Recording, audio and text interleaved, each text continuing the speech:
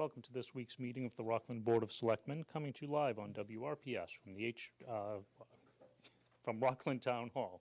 On the agenda this week, we've got some committee appointments, an update on the Youth Commission, and an Estes Auto update. As the chairman of the Board of Selectmen.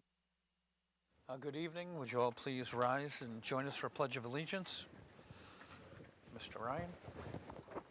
Allegiance to the flag of the United States of America, to the republic which stands, one nation, under God, indivisible, with liberty and justice for all. Would you all please remain standing for a moment of silence for the people we lost in Las Vegas and Bill Noda, bus driver for Rockland.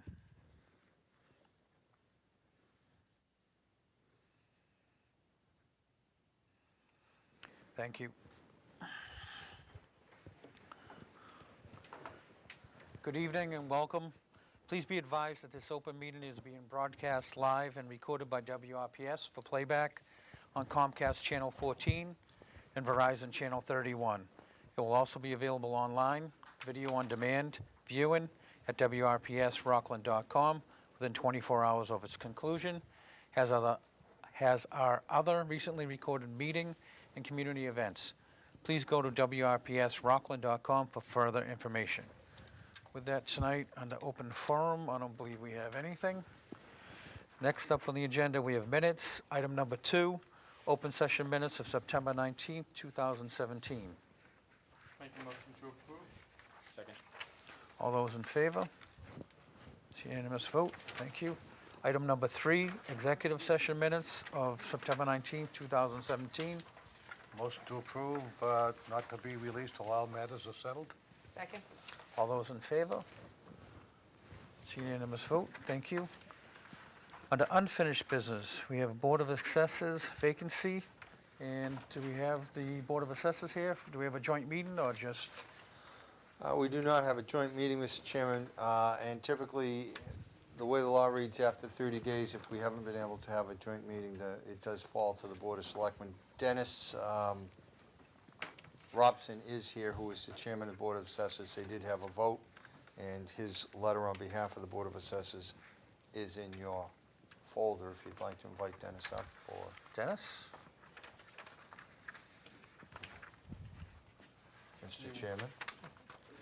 Good evening. Thank you. We really need this position filled. There's now only 2 of us on the board, and one of them has never taken the 101, and he had 2 years to do it. And now he cannot vote on anything that goes to the DOR. He can still vote on paying the town bills, but he can't vote on anything that has to go into the DOR. So we need somebody as a vote so that we can continue. He wouldn't even be able to set the tax rate. So. Okay, so in your books, we have an application for appointment for Diane Molinos. Any discussion? Looks like the Board of Assessors also voted to have her appointed as well, so I would make that motion to appoint our Diane Molyneux. Yes, please. Make that motion. Second. All those in favor? Thank you very much. Thank you. Appreciate it. It's a vote. Okay. Thank you, Dennis. Item number 5, committee appointments. The big one tonight, we have Community Preservation Act Committee. Mr. Chairman, if I might, you have a couple of, for a while we didn't have any applicants. I do want to announce that the Park Department has made their recommendation to the board, and they're entitled to name one person. They have named Park and Recreation member Joe Reese to the board. The Planning Board has named Charlie Williams to the Planning Board position. He is a member of the Planning Board as well. We are still waiting for somebody from Conservation, Historical, and the Housing Authority to make their appointments. As you know, this is a new committee passed by town meeting and at the election. The passage of CPA was approved by the Attorney General's office, so now we must, even though there's no money, we're obligated to establish the committee. The Board of Selectmen have 4 appointments, 3 for 3 years and 1 for 1 year. You have, I believe, 6 applications for the 4 spots. Derek Ewell, who had been on the Open Space Committee but has resigned and is not a member of that. Former Selectman Michael Johnson, whose application is in your book. Former Selectman Patricia Murphy, Pam Murphy to everybody in town. Peter Yule, who's the superintendent of the Park Department. Pat Foley, and Pat is a library trustee and on a couple of other committees. And John Hennessy, who is currently the president of Rockland Youth Soccer.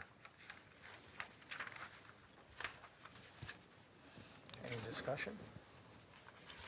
If there's anyone here, it might be helpful to hear from them. Just a thought, but. Any applicants in the audience who would like to come up and speak? Peter? Didn't notice. Peter Yule, 298 Webster Street, Rockland, Mass. Yes, I'm a park superintendent as well. We already have Representative Joe Reese, but I felt like in my explanation I wanted to be on this committee because I did start it along with Derek Yule, Gene Blaney, Jim Paul, and I'd like to see it through. That's why I wanted to throw my name into the hat. Any questions from the board? I had a question. So I'm familiar with the CPA. We used it a lot in Quincy. We had it for 8 years or something. And majority of our applications came from the Parks Department specifically. And I'm wondering how that would work if the department head, is that your position? That's my position. So you would have to recuse yourself from park applications? I'm not sure of all the legality part of it. As far as I know, I thought the way this is supposed to go down is we, as a CPA board, we recommend, we come together as a group saying, okay, we want 10% to go here and 20% to go here, or however it's divvied out, and then we just bring that to the boards. Correct. So the way the CPA works, and just because of my experience in the city, is first you do vote, there's a minimum funding that needs to go into each kitty, 10% for open space, 10% for historic, 10% for community housing, and 5% to admin, and the rest can go to anywhere. But the board actually does recommend projects, and those are the projects that end up before town meeting. And my concern would be, I'm sure you have ideas, and we want those ideas coming to the board. I would just be concerned that you would be in a position where you may have to recuse yourself and not vote on your own projects, which I think could potentially be problematic. I don't know the legalities, but I can tell you that in Quincy, we did not have any department heads sit on the CPC board at But there all. was elected officials from different boards on there? By ordinance, we had a city councilor sit on there, and then the mayor had 3 mayoral appointments, and then there were people from different boards. So there was someone from the Park and Rec Board. However, the person that was, head of the Park and Rec Board wasn't necessarily the department head, the day-to-day director. So there is a difference in Correct, yeah. being So, appointed. because the way I see it is, and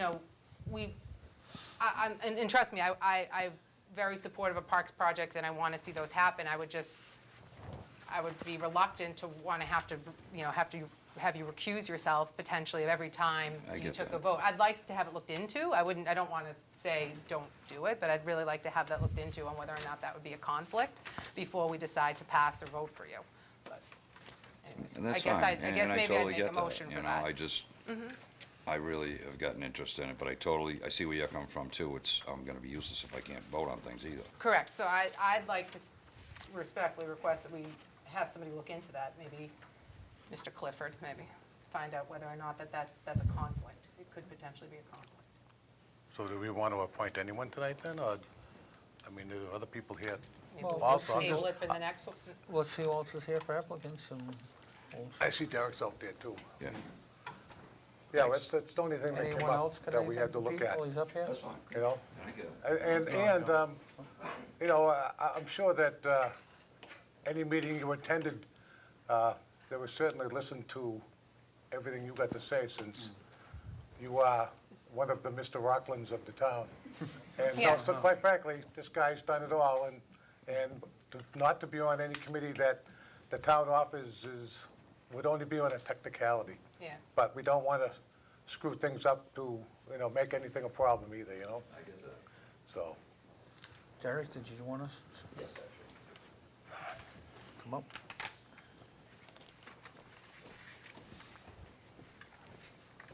Thank you. Derek Yule, 19 Butternut Lane. Obviously, I put my application in. I've been involved in this since its inception with the Open Space Committee. With the abundance of applicants for really only 4 open at-large spots for this, the one thing, my suggestion and my opinion, for that matter, upon this, and not being a conflict of interest between the last name of the person that was just up here,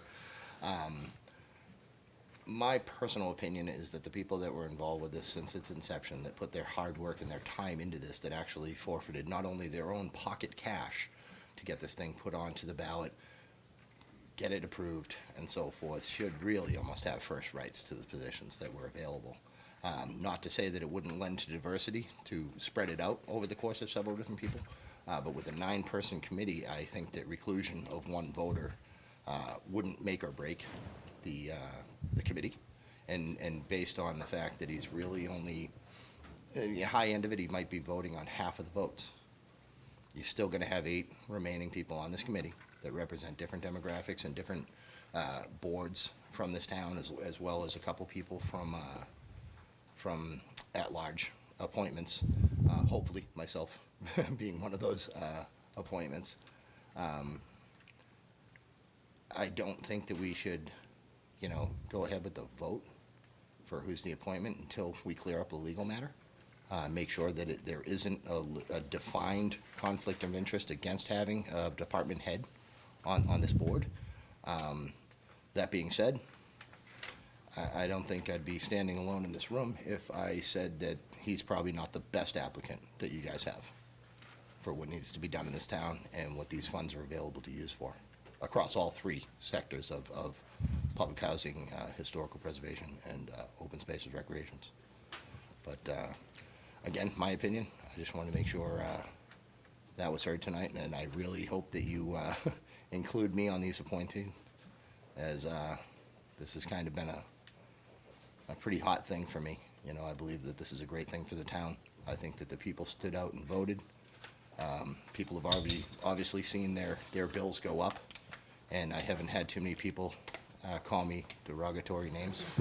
A couple here and there, but at the same time, I do appreciate your time, guys. Just like to take it into consideration. Thank you, Derek. Thank you. If I could, Mr. Chairman, we're obligated to establish this committee 30 days after the Attorney General, which is why we advertised it for 2 meetings, and we actually put it off 1 meeting. If you wanted to hold, because 2 have been appointed, number 1, from 2 of the committees, 1 member of the Planning Board, 1 member of the Park Commissioners. You have 4 appointments. If you want to hold one in abeyance in case we get a legal opinion that says it's pro or con, decision of the board, certainly you could appoint 3 this evening. well, there's any other applicants here tonight? And if there isn't, then why don't we have them come next time, and I'll make an appointment to appoint Mr. Yule, and we can still have 3 more to appoint at the next meeting if, My point is, if you appoint 3 tonight, you'll at least have a majority and the committee can be established. well, I'll make You the could first hold appointment 1. then. I'll make the first appointment right here. So is that a motion? That's a motion. I said that. Okay, so we have a motion. Do we have a second? I'll second that. All those in favor of Derek Yule? So that's unanimous vote. Thank Right. you. Thank you. I'll excuse myself. Okay, also in our books, we have other applicants who aren't here that are known to all of us. We have Mike Johnson, who formerly served with some of us. We have Pam Murphy, who runs the Holiday Stroll and does a lot of other events in town. We've had Peter, who we've just heard from. We also have Patricia Foley, who's in the back. Did you want to say anything? Since there is the charter committees coming up next, I think I'm going to withdraw my name. Okay. And then we also have a new person, a John Hennessy, which is actually something encouraging to see because we haven't had a lot of new people stepping up for volunteer positions. So if I were to make a motion, I would make a motion to have at least try to include a new person on so we can get a new feel, but I don't know how the board feels about that, but we know all the other people and what they've done for Rockland, what they continue to do for Rockland, but maybe it's time we give some new individuals an opportunity to show us what they can do to help Rockland out.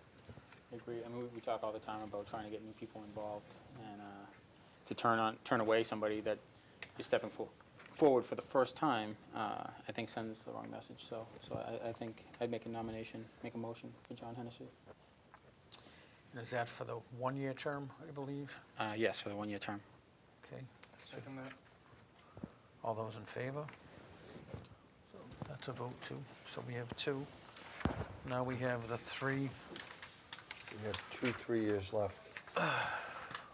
Well, Mr. Johnson is a lawyer and would have a lot of, along with Deirdre, and might have a lot to add to the fray, if you will, bringing a legal opinion sort of to the proceedings, I guess. I don't know how the rest of the board feels about him, but he served us well, and he's looking to get back into it, and I hate to let him get away either, because he's a young, middle-aged guy with a growing family in Rockland, and they plan to be around a long time, so I would make an appointment, I would make a nomination for Mike Johnson. And one of the things I like about that, Mr. Chairman, also in terms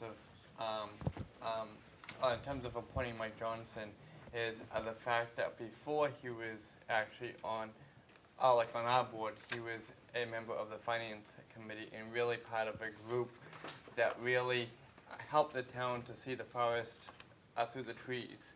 And in terms of like the long range, our capital needs and budget issues, he was part of the group to help us turn the ship back in the day. And I think a lot of strategic planning will be needed in terms of holding the line and determining our priorities in this group. So I would second Mr. Ryan's motion for Okay, Mr. Johnson. all those in favor? That's a unanimous vote. Now, if we could get clarification for our next meeting, Alan, from town council regarding the remaining appointment, whether department head would be a conflict or not, then we can at least have the information before us and make an educated decision at our next meeting. But I appreciate everybody who's actually put in their application, and I welcome the people onto the committee, and good luck with the endeavors for Rockland in the future with it.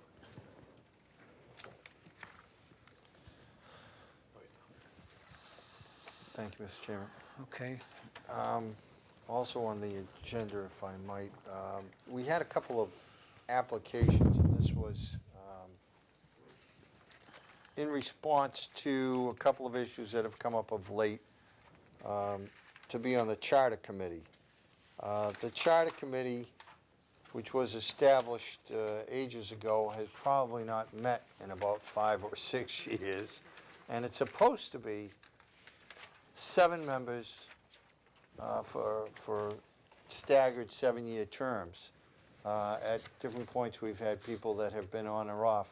I'm not sure that Mr. Hart can even serve on that committee. I mean, we've done some ad hoc committees here and there, but it's a town resident.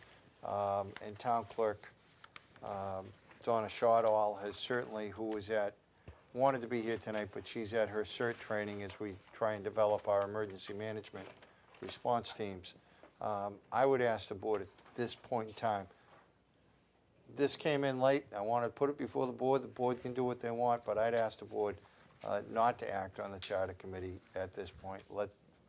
Give me an opportunity to get a lay of the land, where we're at, whether or not we have to file at the next town meeting to reestablish the Charter Committee or rejuggle it or even do a charter change. for the charter committee. Certainly, I think the town clerk should be on it as a member at large all the time, maybe coinciding with their term, and/or find out what the interest is. I know Pat Foley is here. She's been an active, interested party in the charter committee, but I know the charter committee hasn't met. We haven't tried to draft anything beyond some of the charter changes, which this board has recommended here and there, eliminating some elected positions in the past and all that. But can we get 2 weeks to take a look and report back and see what we want to do? How many positions are currently open on the charter? My guess is 6 have expired, and Lou Valenzuela's expires in April. Okay, all right. So we haven't been meeting, Well, I we do haven't know been that there's doing been, it. there was some interest, when I was on finance committee, there were a couple guys on the finance committee that had some expressed interest in the charter specifically. That had taken it upon themselves to really dig in and read it. I think at one point they reached out to try to find the charter committee, and to your point, it didn't really exist. Yeah. So, you know, I if know it's something we have to put out there. Yeah. We've collectively been frustrated with some of the charter changes, and even some of the things, the old charter, as I read it, is somewhat, sometimes very restrictive, as though somebody wrote it trying to answer each and every individual question, and it's too restrictive. I think we probably do need to take a look at the charter committee, but I'd like to do that in a very, So can we table that till the next? I'll make a motion, we table it for the next meeting. Second. All those in favor? I will add that to our next agenda and report back with recommendations to proceed in what direction, which the board may or may not want to follow. Okay, next up under committee appointments, we have registrar of voters. As we're always looking for registrar of voters, we don't often get somebody who wants to stick their head in the lion's mouth, but Jerry Callahan has offered to do it and is recommended from, Motion to approve. Second. All those in favor? That's a Never let vote. them get away. No? no, nobody, it's one of the more difficult up. committee, positions to fill. Okay, item number 6 on the agenda. We have the Youth Commission update. Jean Blaney here.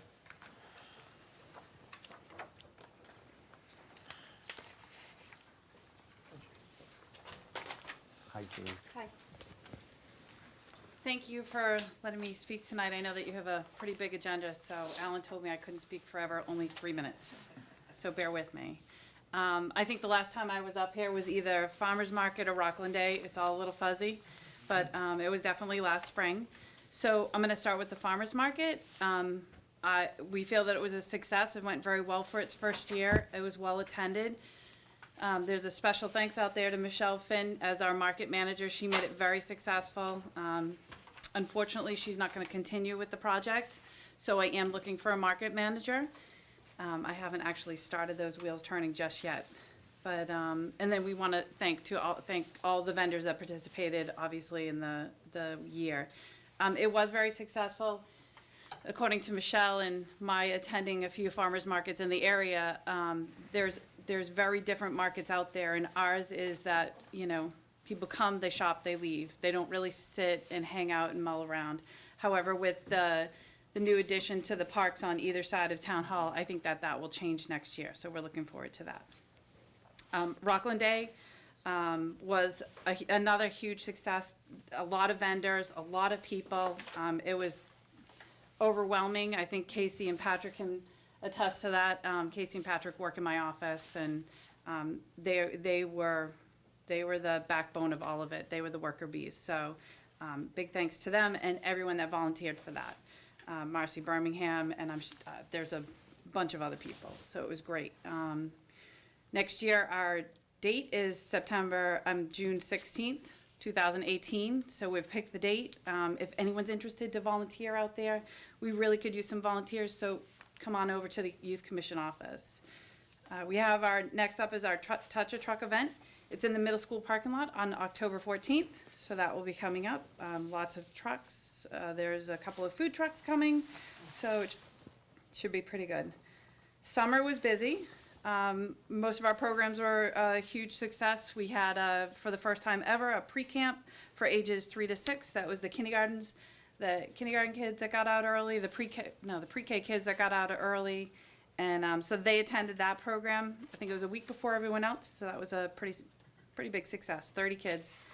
Hartsoft Park this year was very busy. We had over 100 children each week, and that was from ages 3 to, I think the oldest was 15.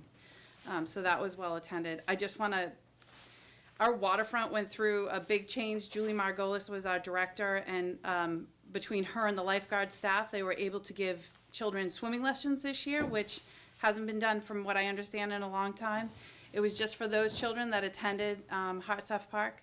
So on average, the children between 2 and 3 days during the week, they got swimming lessons because they were busy doing other things. So that was very nice.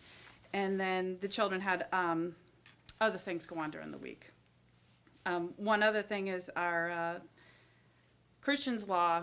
If anybody doesn't know, it's a law that has to do with waterfronts and life jackets. And so if children aren't able to swim over a certain level, then they have to wear a life jacket. That was not an easy feat for our waterfront to push through. Kids were upset, parents were upset, and although we understand that that's the law, so I think by the end of the summer, everyone was very accepting of that law, and they did a great job following through with it. We had couple of other special guests. Scott Margolis came from the fire department, taught the kids about fire safety. They got to shoot a fire hose. It was really exciting. A great day, and another great day was Officers McLaughlin and Summers from the Rockland Police Department. They came and showed us a canine demonstration, and even the teens were interested in that one. So I'll keep moving on. From summer, we had Shamrock baseball, soccer. It was all very, very good. We had our one other last exciting thing on summer. We had our shed delivered to the lower field. It was amazing how it went up so quickly. That actually replaces the old science center. When we started taking down the science center, it literally started crumbling. We thought we could save it. Unfortunately, we couldn't, and now we have this beautiful shed down there that the Parks Department helped out, and the Highway Department, and even the Water Department was down there. So it was really, it was a great community activity for us. Our fall programs, we have our Top Enrichment program, which is our preschool program we have, preschool and nursery. They're underway. The great thing is Patrick's on board, so he can give them phys ed every single week. The kids love it. They love running around the gym. They love Coach Patrick. And I'm not going to go through everything else that we have going on, but one of the things I wanted to add is one of the goals that Casey, Patrick, and I had is that we would like to have free programming. So we reached out to Self-Help. Self-Help recently lost their location. I think it was in Abington. So they've come on board to the community center. They're offering a free play group, and they're offering a free play group for grandparents, which is kind of the first of its kind. So there was one that's going to happen every month, but now there's actually going to be 2 that's going to happen twice a month. So the demand is out there. More grandparents are taking care of their grandchildren, and it's a great support type program for them. There's also going to be a Read and Rise program, and that's going to happen for 6 weeks starting mid-November. So that was kind of, that's going to be great. Going on at the community center is going to be very busy. So last but not least, I know a lot of phone calls and emails have gone out, but we do have December break, February break, and April break.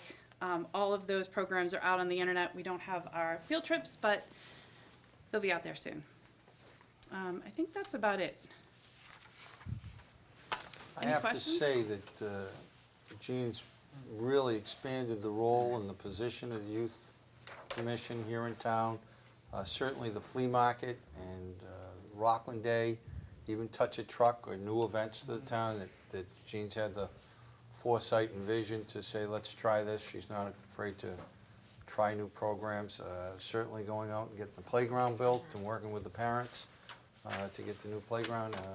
It's been nice to see sometimes what a little change will bring, and just I thought Karen did a great job in the old days, and this is just somebody else with a different view of how they'd like to do the job, and Jean's really not restricted her to just doing things the way they used to be done and willing to embrace some new ideas, so it's done a great job. Thank you. The one last thing that I forgot to mention was that an article was voted to give the Youth Commission $10,000 for new equipment. And we have purchased some new equipment. We purchased a batting cage inside the gym, so we'll be able to do pitching clinics. Patrick will be leading those. We purchased new basketballs, new soccer balls. We've never had volleyball, so we purchased volleyball nets. And I can't remember, is there anything else? Yeah, a lot of stuff. So we hope that everyone will come down and check us out and see some of the new stuff we got. Thank you. Thank you. Nice job. I would remind the board as well, Jean is the only department head still at the community center, so in addition to all of her other youth commission roles, working with Rich Furlong, she has to try and keep that building together, and is doing so with the elastics, duct tape and paper clips, but we'll be addressing that at a future meeting. Okay, next up on the agenda, we have SRA board appointments. In your books, there's 4 candidates, I believe. Mr. Chairman, I believe Steve Lamont's term, and that is a joint appointment by the town of Rockland and Weymouth, has come or is up shortly, and the president, Eric Miller of the Southfield Neighborhood Association, has forwarded 4 recommendations. Per the enabling legislation, the Neighborhood Association submitted a list of 4 residents to be considered for the next 3-year term. We jointly choose, so typically we've gone back and forth a couple different times with Weymouth in the past, but I did forward to you by email, and they are in your book, the resumes and cover letters for Heidi Anderson, Brittany Bresler, I hope I'm saying it right, Steve Lamont, and Dave Rubin. I believe they're here this evening. We're all here. Yep.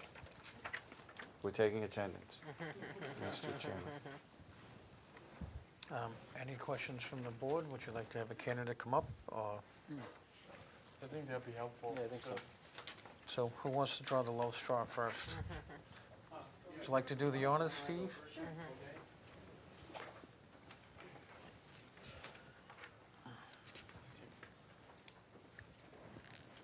I think I know a few of you guys here. A big difference from a year ago. So just to give you a perspective here, our population is probably up to 1,000. You must remember I was the first resident here, July 2011, okay? We have 3 great candidates. There were others. The list had to be pruned down. And I think you'll find, it's just tremendous, eclectic people, very, very talented. And I'm tickled that they came tonight and are willing to talk to you. So the next 3 years are very important at Union Point. I keep calling it Southfield, so forgive me. Things on our agendas are executive directors, so there will be some more employee, organizational things that will be done. We're really trying to trim everything and focus, the employees that we need, because the legislation has allowed the towns to take greater responsibilities for the properties. As you know, I'm also excited with the possibility that Amazon is a candidate that is being rushed to hopefully maybe consider, Union Point. I'm excited by that because it could mean a huge, I think, opportunity for the towns. I've been excited this last year. I think the take-home message a year ago was that we need to show more interest with Rockland, this particular position.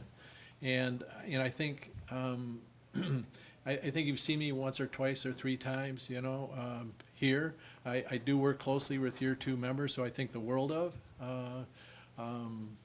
I'm pretty much in concert. We have I think, a good board right now. These three members have unique skills that I don't have, okay? So I just want you to be aware of it, that it's always nice to see, new blood, as you guys were saying before. I'll add one final thing. The motivation, okay? My motivation is to make this project a success. I look at this as just a project, okay? Many projects in my lifetime as an engineer. I want to see it successful because it means a lot of monies will be available, in my opinion, more for upgrading Rockland. And I think all of us would probably say our wish, would be that, down the road, you would focus on improving education in all three towns, whether it's Abington, Weymouth, Rock, because, we've all, paid dearly for our education. I came from a pretty blue-collar town outside of Chicago, and so that means a lot to me. So I heard you guys talk at the last meeting. I think it was you, Mike, that mentioned how the preschool program has turned out. I think that's great. I'd like to see performance get better in the schools. No reason it can't. It starts at home. And this world is a competitive place. Having been from MIT, I can tell you it's a competitive place. And so we have to step up. So anyway, that's what I got to say. I hope I didn't take too long. Thank you.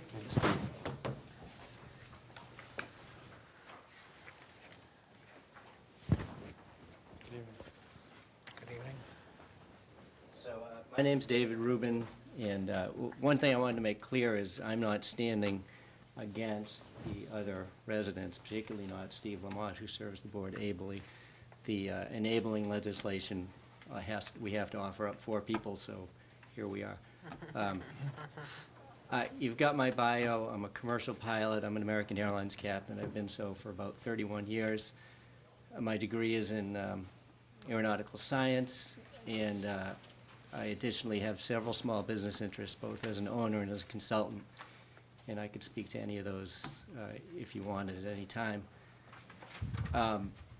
Since I signed the purchase agreement for my home in November, I think I've attended every SRA Board of Directors meeting.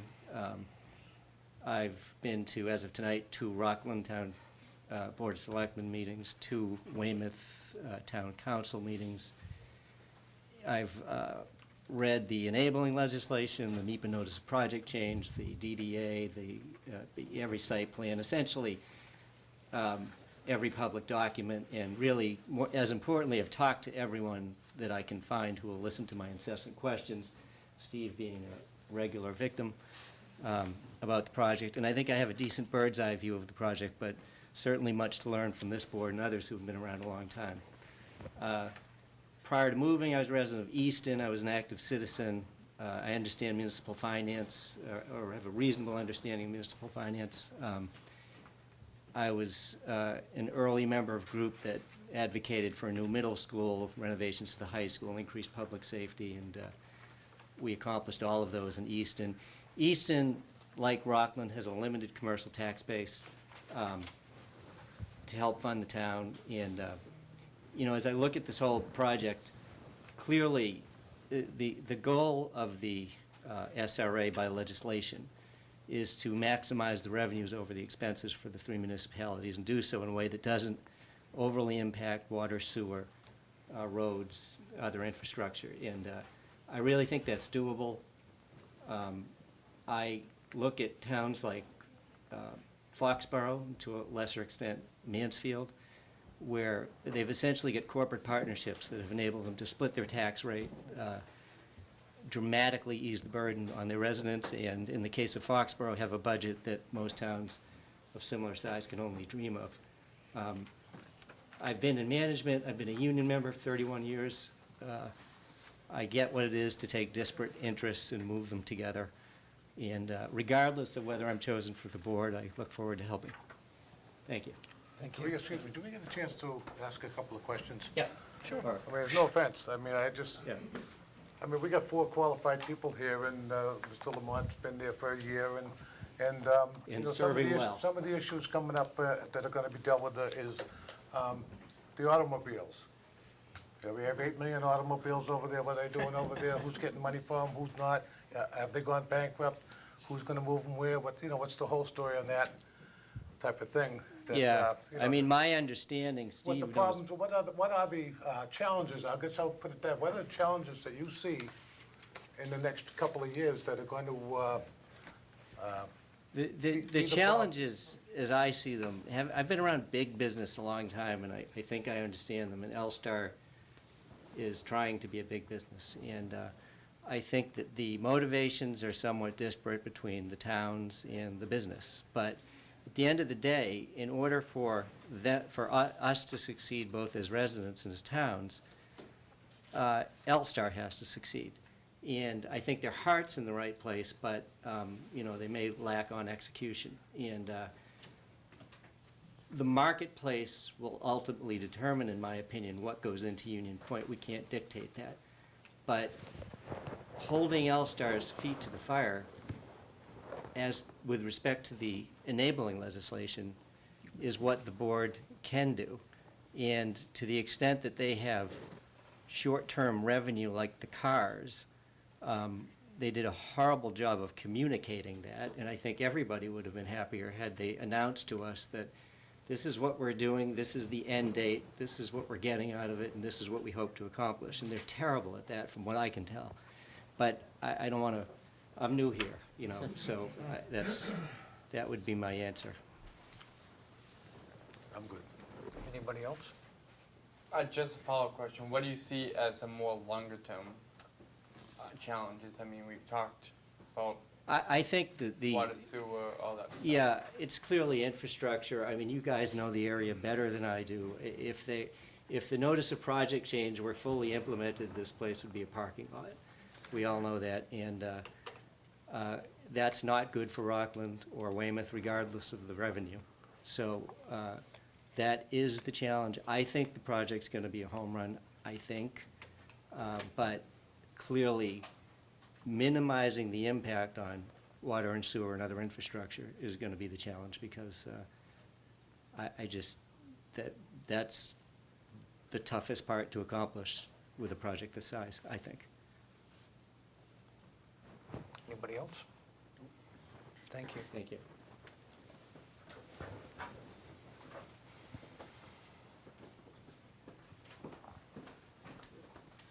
Hi, my name is Brittany Bessler, for the record. And, How'd I do? it was pretty good. It's better than most, I would say. I won't take up a lot of time. I just want to, I don't want to speak too much about resume and all that. The one thing that I really wanted to come through in my letter of interest was my excitement for this project and for the neighborhood. I've lived there for a little bit over a year now, and I can now see Rockland from where Bill Delahunty Parkway comes in, which was not there when I initially moved in. So it is a fast-moving project, and there's an incredible opportunity here.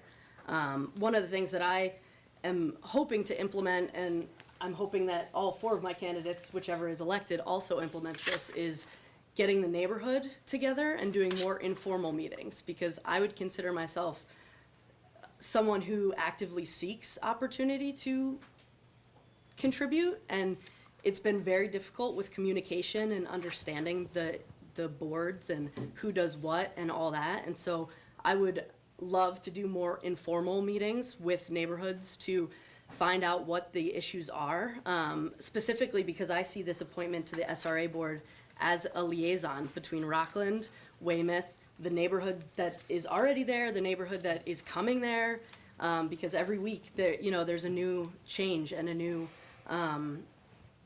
project coming in. And so I see this appointment as a liaison between everyone's interests and trying to balance that, and above all, communicating that between every single group that is involved. And so, yeah, I don't want to take up too much time, but if you guys have any questions, I would answer those. Any questions from the board? I just have the same question. Sure. What do you see the short and the long-term challenges or the goals are before the SRA? Yeah, I would say that long-term is definitely going to be infrastructure. I was so excited when I heard about the Amazon bid. I actually almost debated tweeting at everybody and saying, like, Union Point should bid on this. And then all of a sudden I was like, oh my gosh, where's everyone going? You know, I mean, I know that with Bill Delahunty's Partway, we can get a little bit more, but I think even when I drive by, the people that are already there is, you know, a big infrastructure issue. Route 3, I mean, sometimes I actually ride my bike quite a bit across it, and it's really difficult to cross the street sometimes because there's so much traffic in the morning. And so I think that that is a foreseeable long-term goal that requires everyone's participation, including all the towns that surround it. And short-term, I think getting off the ground, I think commercial space is my biggest issue because I've been there a year now and I want coffee in the morning and you can't find it. And I can't imagine that a coffee shop wouldn't just blow up and include a lot of revenue and a lot of tax revenue for everyone. And I just can't imagine, you know, I've debated opening a franchise myself just to get it going because I think that once the ball starts rolling, I think it will roll fast. But I feel like we're having trouble getting it off, and I'm not totally sure why because I haven't been here all that long. But that's what I see. Any other questions? I got one. I'm going to mention the elephant in the room, and that is that you're from Weymouth, and we're voting for you from Rockland to go along with Weymouth to be our representative like Steve Lamont is. And you know, one of the things that we want our representative who's on both sides of the fence, so to speak, is to at least look at both sides of the fence before you vote. You know, I understand the pressure that goes on from all the different directions. Let's just call it that. And, you know, this is what we want to have done or what they want to have done. And this is what the town of Rockland wants to have done. And sometimes there's a conflict in there. And we'd like to see a little more support for our side, if you will, and explain, at least explain our position and why we think we deserve to get looked at in certain directions on certain projects and properties, et cetera, et cetera, et cetera. Yeah. There is a little occasional friction between the parties at the top, and for obvious reasons, quite frankly. And those are things that we're still working out as a triumvirate, if you will, of forces to work together to solve the whole project. So I just like to mention that and sort of, you know, say that if we're going to appoint you, we want you at least to look at Rockland's side of the thing before, you know, it gets voted some other way or whatever, or talk to our people ahead of time. I think that, quite frankly, everybody involved from all three towns have quite a lot to gain and or lose by not working together. Sure. So, And I agree, and that's why I think of it as a liaison appointment. I mean, you are trying to manage a lot of different competing interests, and part of that is communication, and part of it is, a good part of communication is listening, right? Sitting here and listening to Rockland side and Weymouth side and Union Point's side, which, you know, is a bunch of different places, and the existing people that live there now and the people who are looking to move in. And it is a liaison appointment, and definitely communication and listening will be a major part of that. thank you. Thank you. Good evening, I'm Heidi Anderson. You probably can tell I'm not from up here. My husband actually is from this area, and I've been coming up here for years. We moved to Union Point this summer, and I was very excited to move into the community.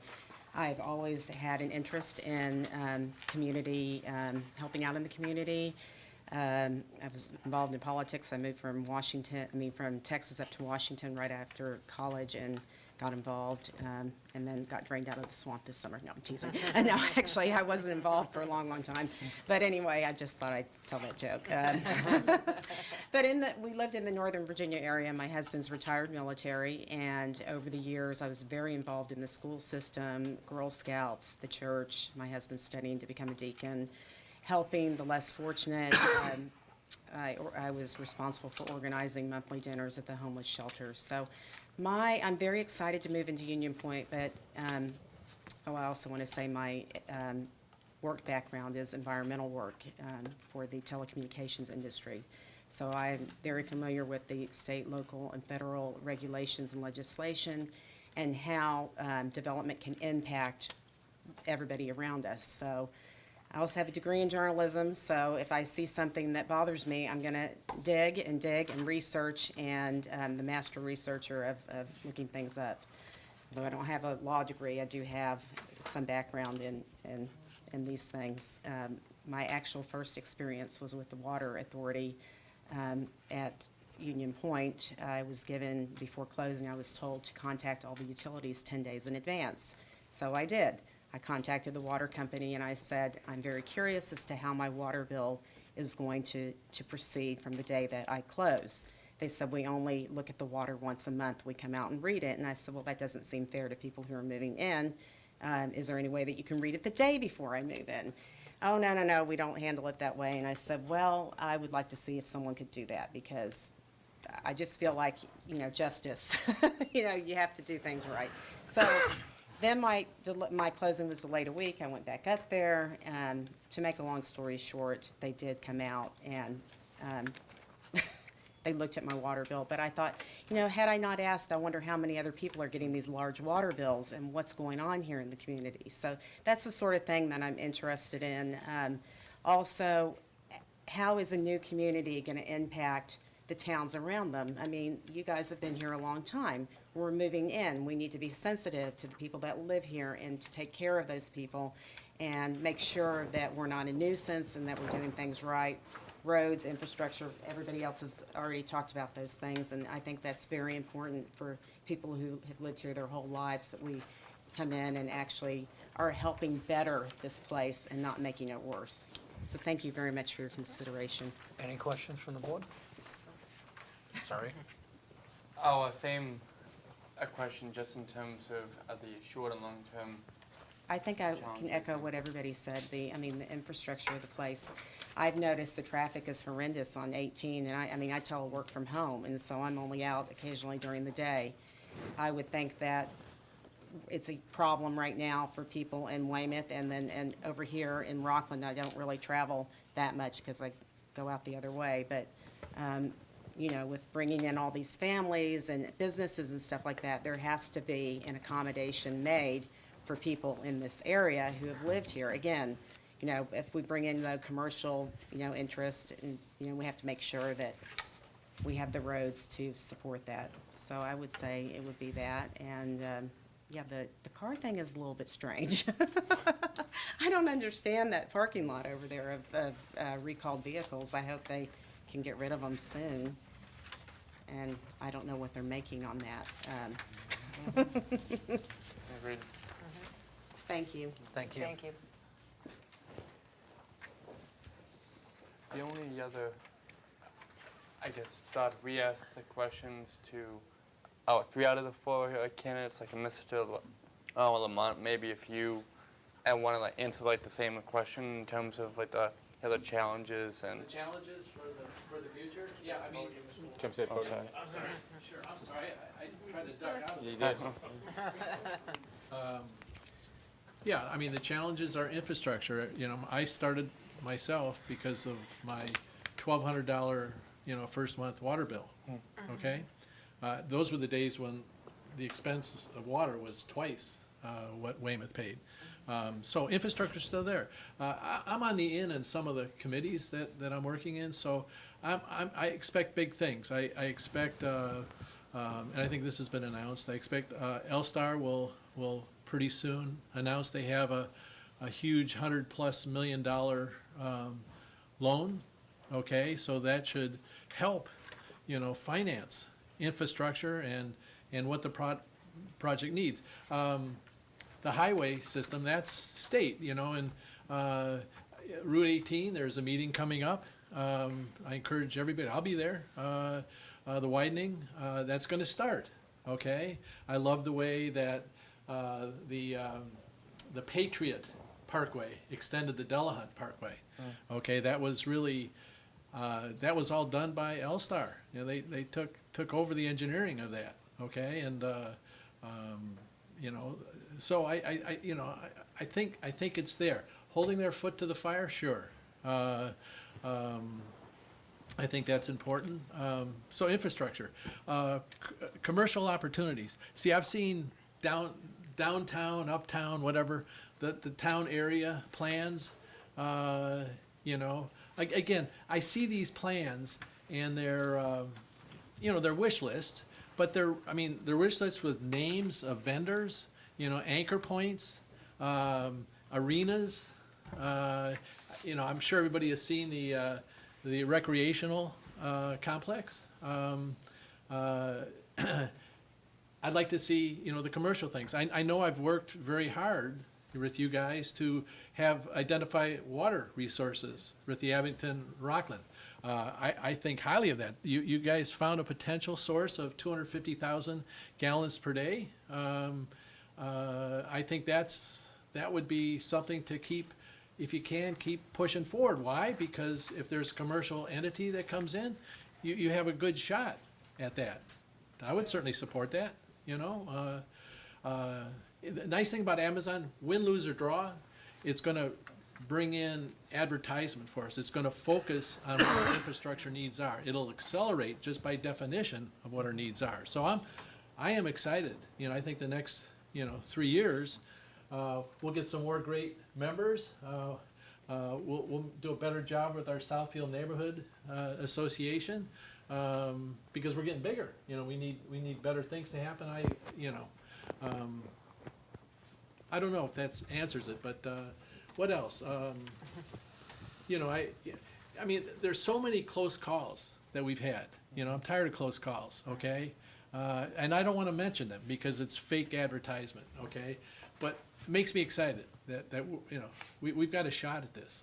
You know, if we work together, and I have never forgotten, you know, Rockland or Weymouth or even Abington. You know, regardless of, we're in it together. Anything else? Nope. Anybody else? Nope, I'm good. Thank you. Okay.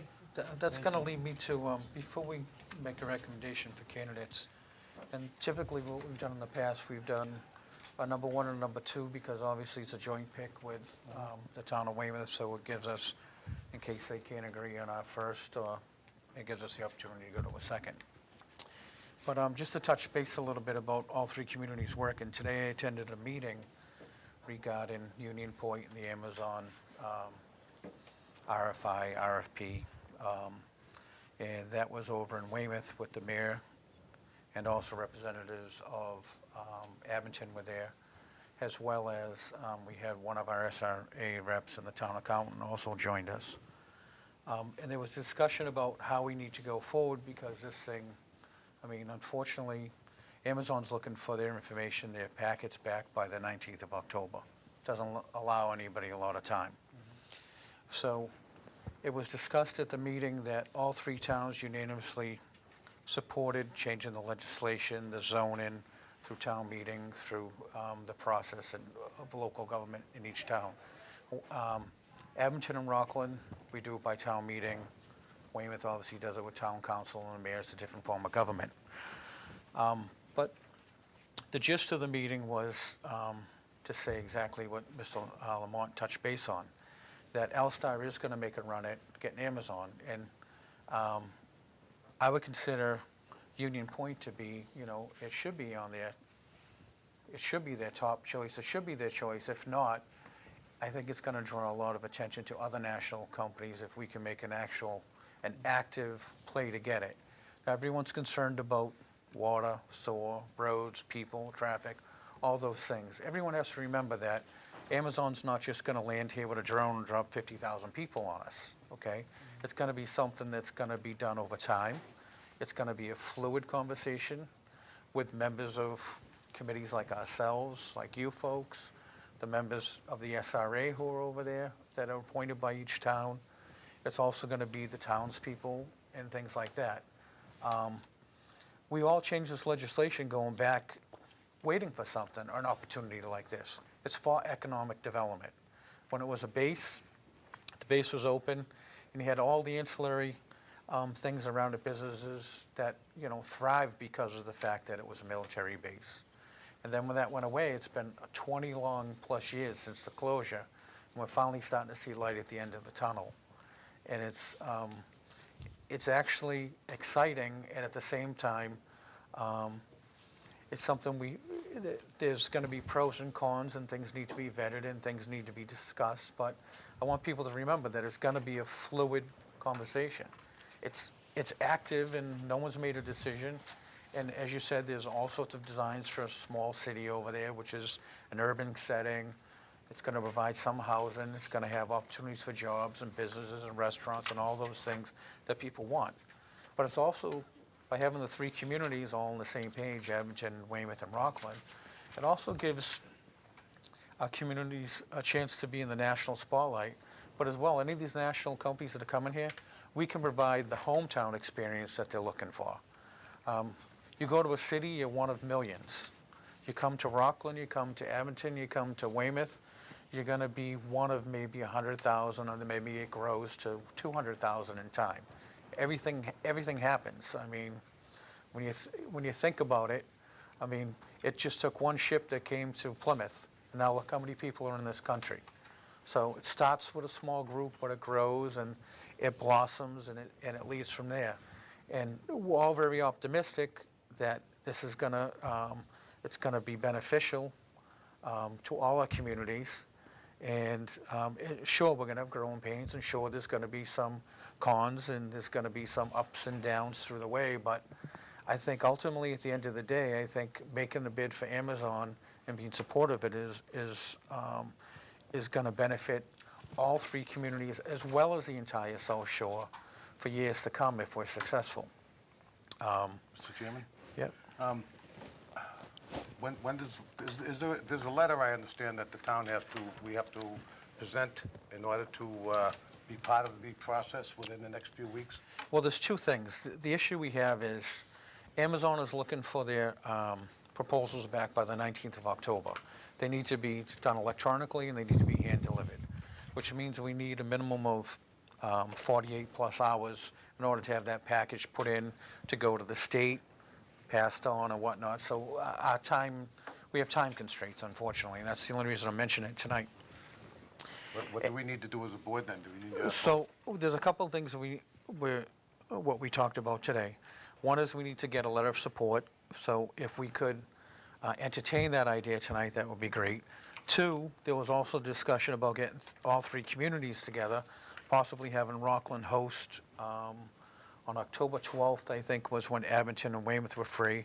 I don't know what the board is doing, but the idea behind that, the premise behind that, was to show Amazon that we have three communities on the same page, willing to take a vote, willing to get them here, and also start a conversation with Amazon as far as whether it be some sort of incentive package in the future, whether that's something for jobs, whether it's something to go through as they build out, because you got to remember, Union Point is split between all three communities, so all three communities want to get some beneficial, we'll say, use out of the fact that Amazon will be coming in, whether that be, everyone's looking for tax revenue, but there's also all the other ancillary things that it brings. It brings goodwill.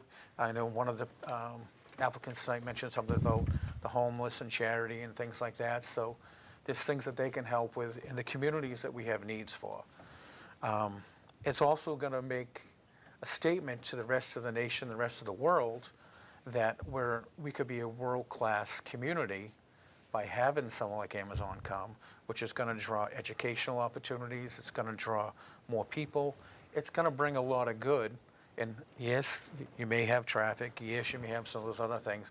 Those things are going to happen anyhow, because throughout the state, you're running out of land. So that's why people started migrating south.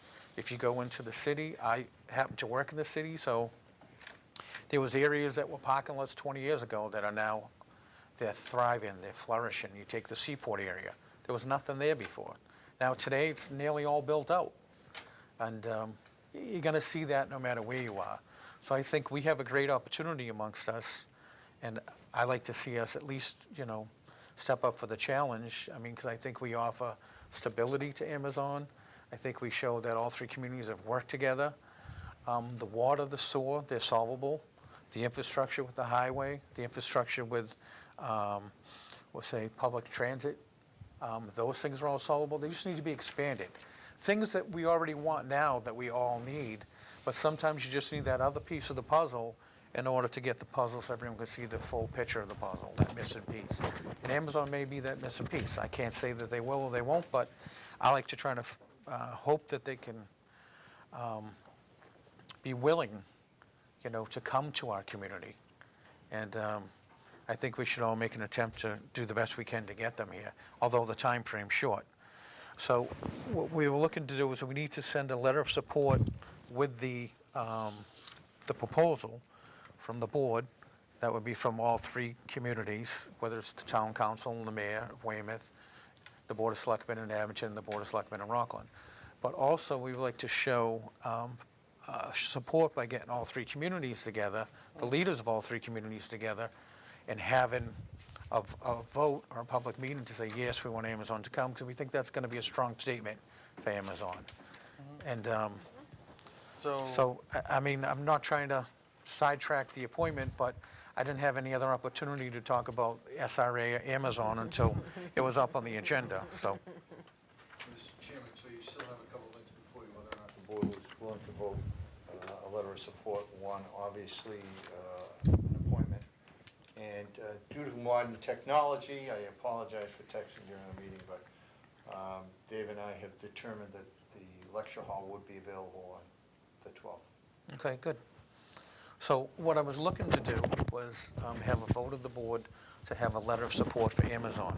And that letter may be, I know the letter may be polished with cooperation through the state's economic development group, as well as L-Star and as well as the three communities. So the body of the letter would say the same thing for all three communities. So that may be something that is going to be a little bit, may need us to weigh in on or give one or two of us the authority to go through and speak for the board on behalf of the board. The other thing was to go through and see if we could set up a meeting that some of us, all of us hopefully could attend. If not, a majority of us could attend on a Thursday evening. And the reason of a Thursday evening was because of posting requirements and to give everyone enough time to get the business done on Thursday. So letters could go out on Friday and Monday and make the packet.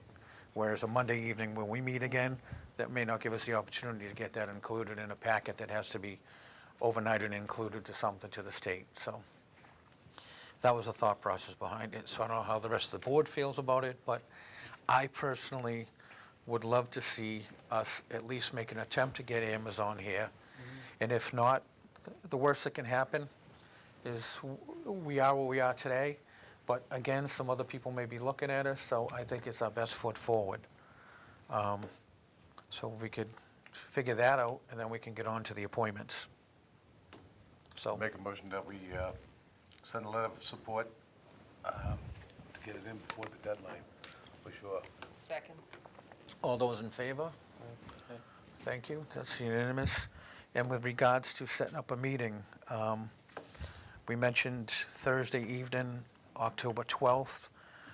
We had targeted 7 o'clock, but we can move it back if people can make it. And again, it's just something, it's more for, to show Amazon that all three communities are united in pursuing Amazon as coming to Union Point. Mr. Chairman, I have a conflict at 7:30 on that night, so if we could move it earlier, that would be Okay. phenomenal. Say 6 o'clock, 6:30? 6 would be better. I may have another meeting at 7 myself that night. So 6? 7:30 meeting as well. Okay, so 6, if we could set that up, Alan, and then if we could also confirm that day for the hall. I will double check it tomorrow. Okay. And then if we could notify First thing in the morning. Abington and Weymouth, please. Appreciate it. Okay, now on to the most important portion of the SRA tonight. We need to have 1 and 2, or number 1 and number 2, because then we forward these names that we picked tonight onto the town of Weymouth so they can hopefully either agree with us or respectfully disagree with us, and then hopefully we won't have to do this all over again. So Anybody want to make a motion or have any ideas or? I mean, they all seem to be very strong candidates, and I know that Mr. Lamont has done it. And as I mentioned earlier, I'm not against Mr. Lamont, but I'm very encouraged by the fact that we have 3 new people here tonight. And I think all 4 have mentioned that they would be willing to work with one another. And as we stated earlier with CPA, it was nice to see new faces because get them while you can, because the old faces are still going to work and continue to work. So if we can add some new faces to the mix, I think that's a good thing. But that's my 2 cents. Just my thoughts. Quickly, with the ongoing work of the DDA and everything evolving and in flux with that, I do like how Ms. Bessler brings some financial acumen around, and I think something like that, those experiences would be helpful in that area. On another point, I do think one of the issues, just with the parking and the Volkswagen situation as an example, the communication issue and the coordination and really understanding the priorities of each community is like a continued need for L-Star, and I also like how Mr. Rubin understood that as a real goal, and something that was integral if we're gonna keep moving forward, like we're talking about in terms of the coordination and in terms of the communication from L-Star and everyone. So those are kind of my thoughts, but I'd like to ask, Mr. Chairman, if I may, we're going to be choosing 2 candidates to offer to Weymouth, and they're going to choose which one they want, or are we going to say that this person is our number 1 choice? And this is I our think number we 2 should choice? go through with our number 1 and our number 2. That's what we did in the past. And then either Weymouth can affirm it, or they can go through and respond back to us and say, your 1 and 2 didn't finish that way in our order, or your number 1 and 2 are not our 1 and 2. And then we have to go back and we put everybody in the salad spinner again. So, I mean, it's difficult because, we're picking half of a half right now,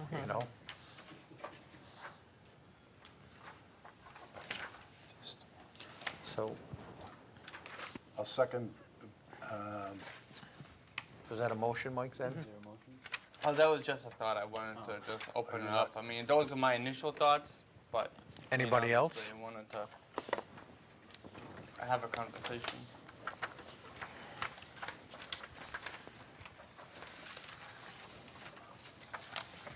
Well, just to kind of reiterate what Mike said, but I wanted to mention, I like Ms. Anderson's commitment to a lot of our anti-poverty missions. I used to work for an anti-poverty organization, and I like that commitment to community, to inclusiveness, and I think that plays strongly considering Union Point needs to be inclusive of all of our communities and all of the people within the community. So I really do like that as well.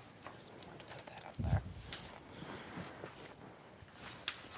Anybody else? Too bad we couldn't have 4. No, it is bad, but Mr. Rubin was mentioned by some of the other people that I talked to outside of, involved in the whole process, and I certainly would like to maybe put him forth as one of the candidates. I agree with that. I've also heard some good things about him prior to coming in from people involved in the project.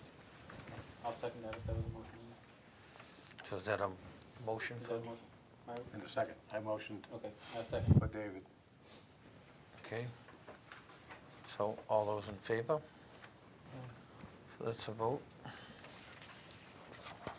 And I would make a motion to have Ms. Besler as our number 2. Do we have a second? I'll second it to give her a vote. Okay, all those in favor? I'm going to abstain. Okay, so we have 4 and 1. Thank you all for coming.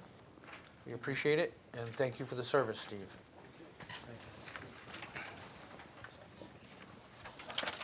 Okay, next up on the agenda, we have item number 8, Estes Auto Update.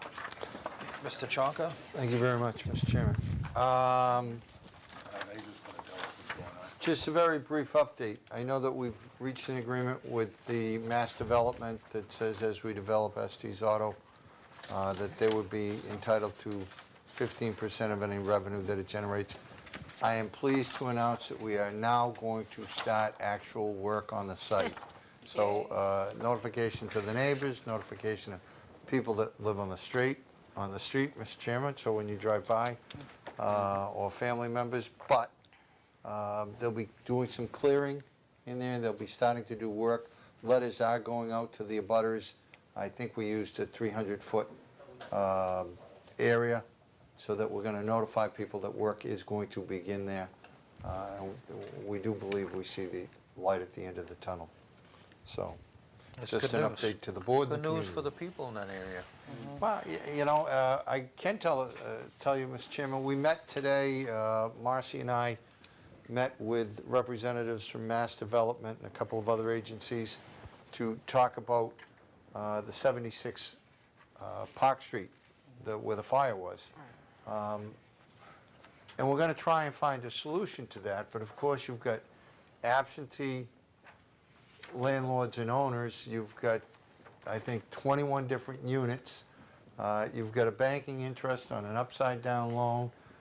You now have some possible asbestos issue with the soil as a result of the fire and the washdown, and everybody's trying to jockey for position. We don't necessarily want to take possession of land because of back taxes and then be faced with the cleanup. However, we certainly don't want a 30 or 40-year Estes Auto situation. So we are trying to address this as quickly as possible. Rules have changed with the state, and we've got a number of agencies that met with us today that talked about the financing.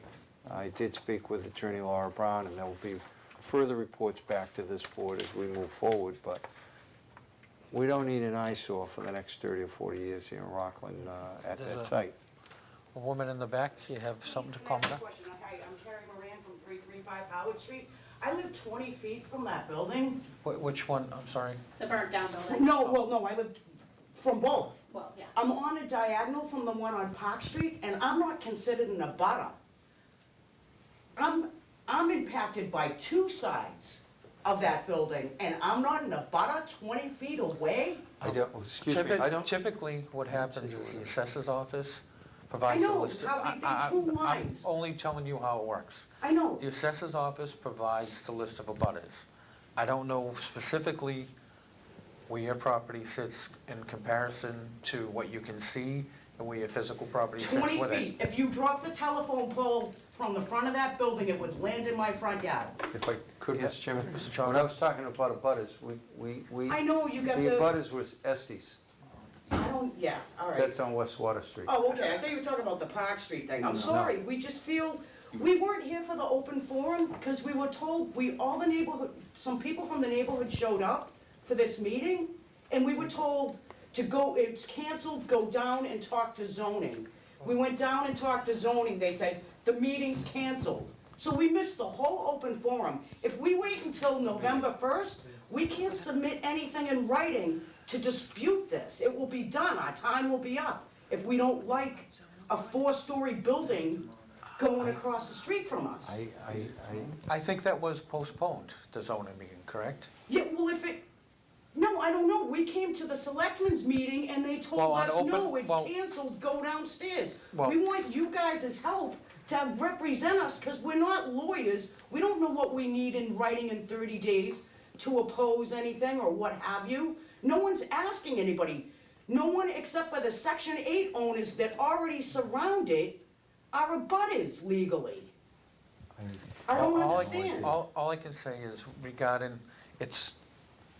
I'm gonna try to be as polite as I can. It's not on our agenda tonight. Alan had mentioned it only because he met with a state agency today regarding the cleanup of Estes, okay? As far as an abutters list, I can't tell you who, what lives next to it. That list is determined by the assessors, okay? No, I'm just saying that you're talking And as far as about the zoning, abutters, and there's- you don't consider people who live in the neighborhood abutters. We're not getting any information. We're depending on you guys to represent us and care about the neighborhood. And again, regarding that particular address, I know myself and Mr. Mullen attended a previous meeting that was there, and the developer, we had spoke favorably for the project for the town because it's a friendly 40B, with the exception of we want the developer to follow through with the process because the developer did not submit the correct paperwork as far as what was required by zoning or planning.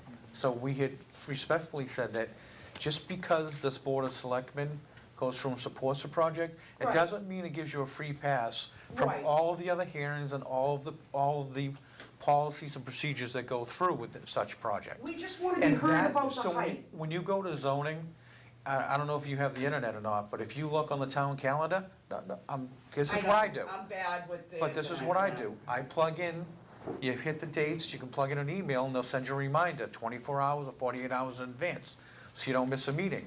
Then you check the website, because sometimes meetings get canceled, because Right. sometimes everyone on a lot of these boards are volunteers, and if someone can't make it, they can't have a quorum, so then that's why the meeting gets canceled. Or possibly the proponent doesn't have their paperwork done in time where they thought, so they have to ask for a continuance. I came last year and you guys told me I was jumping the gun, and I will notify you when we need to hear from what the neighborhood thinks. And so far, it feels like nobody cares what the neighborhood thinks. We're not saying housing shouldn't go in there, we're saying a 4-story stack and pack structure doesn't belong in a residential area. If that developer can't make money without putting that many units in there, then maybe you should entertain offers from somebody who can make money off of some townhouses. And And again- something that implies ownership and something that somebody cares about. And again, I'm not gonna say what the owner of the property, I mean, again, the owner of the property can make a determination of what they wanna build. There's a process that goes through, whether we agree or So disagree. can I build a 4-story building on my lot? I was just getting there in a second. Sorry, No, it's okay, it's I okay. don't understand and I I'm get gonna upset get when I there in a don't minute. understand. What I'm saying is, as an owner, if you have zoning that's in place, or in this case, if you're looking to do something, they go in the 40B method, okay? You as an owner, if you had that property, you could do entirely the same thing. I can't tell you what you can do with your property, but it's the same thing. I can't tell an owner what to do or not to do as long as they comply with zoning requirements and follow the procedures with conservation and with the planning board. Right. It's that way for any project, and that's what, I mean, Mr. Mullen can attest. I get up and spoke at that meeting, at the zoning meeting, and I said, the town supports a friendly 40B. However, Friendly. that doesn't mean you get to come in here and it's rubber stamped. There's still a process. Thank you. And you need to go through that process. And again, sometimes I try to make as many meetings as I can with regard to zoning or sometimes planning, because that's how we can stay informed in the town. But I can't make them all, but I do the same thing with my Board of Selectmen's meetings. I have a calendar online, and it sends me a little email that, Ed, you got a reminder that, because sometimes the day just gets beyond you, and you're like, I'm supposed to be there in 10 minutes. What am I doing? And I'm not saying it to be, that way, but you should have all been notified. Any abutters should have been No one. notified. No one in the neighborhood, except for 2 people on Howard Street that actually own houses. We're not considered abutters, even if because we're not in a straight line drawn from this direction of the building between this space and this space, Well- even if we're 20 feet away. Again, I can't tell you, if you The whole can. neighborhood should be notified, Regard- that's all. There's a statute that says how far away and how the measurement needs to be done when it's talking about abutters. State law, state statute, okay? If that wasn't complied with, which sometimes there are errors, then they just need to re-notify and have another hearing. Okay, so if you haven't been notified, you want to make sure that you let them know that, because they will go through and they will notify I properly. called the zoning board and they said, it doesn't matter that you're 20 feet away, you're on a It's- diagonal. It's not, so what it is If you're it's the not touching the applicant's, property, it's they the don't care. applicant's responsibility to do the notification. So if you show up at the hearing and you can show that you should have been notified and weren't, they'll do like a do-over. According to them, I'm not. But then who's in a butter? It's in the statute. What happens is the assessor produces that list. I thought it was supposed to be within 300 feet. We're literally 20 feet away, and I abut two sides of the building. But I'm on a diagonal, and they can't draw a straight line to say who's in a butter. All I can say is check with the assessor's office. I did. Okay, did they say you were in a butter? They said the way we draw the lines aren't like that, and even if you're 20 feet away, if it's not, we take the front of the building and we go like this, which is two houses, and then the section 8s that surround it on the other sides. Okay, so you're not a legal abutter by the terms Yes, of the law. thank you. Okay, but you're a concerned resident who lives in the neighborhood. Neighborhood, 20 feet away. I understand that, I'm trying to be kind. I know, I'm sorry. I'm just trying to say, the best thing you can do, honestly, is pay attention to the next zoning meeting. If it's canceled, sometimes it's canceled. They have to repost. It's always on the town website. All the meetings have to be listed on the town website. We were interested in As talking to well- you guys, because we figured you guys represent the people. Well, let me tell you, the 20 days you're referring to is how long you have to appeal a decision of the zoning board to the land court. So that comes after a decision of the zoning board. If you are an aggrieved party, you have a right to appeal to the land court within 20 days of the decision being recorded here at, I believe, the clerk's office. All right, that's the 20-day deadline, but there was no decision made. Oh, okay. Because there was no hearing. That's what we So don't there's a continuation, understand. so nobody's aggrieved. Right. And please just do what the chairman said and follow, because you may not get noticed, because you may not be a legal abutter under the law, but do what the chairman says, follow the zoning board agendas. When you see it come up, you have just as much standing as any other abutter, because you are in the neighborhood, I'm not the okay? only one who feels that way And in you the have, and neighborhood. if you are aggrieved by the decision, you have a right to appeal.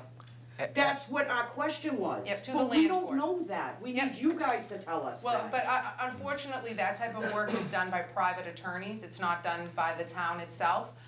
So, you know, because we would be a party, because the zoning board is really a part, is part of the town of Rockland. So if you were to file an appeal, it'd be an appeal against the zoning board, but the town would also be named as a defendant, because the zoning board is part of the town. Right. So it's very hard But you for us to also give you represent us. Right, but it's very, we can tell you this, I can say to you, if you are an aggrieved party from that decision, you have a right to hire an attorney, or even yourself, go in and file an appeal in the land court. I'm even telling you where the jurisdiction is. Don't go to the district court, go to the land court, that's the jurisdiction, it's in town in Boston, okay? The other thing to remember is we have bulletin boards in town hall, so if you don't have access to the internet, they also have a bulletin board that tells you the events coming up.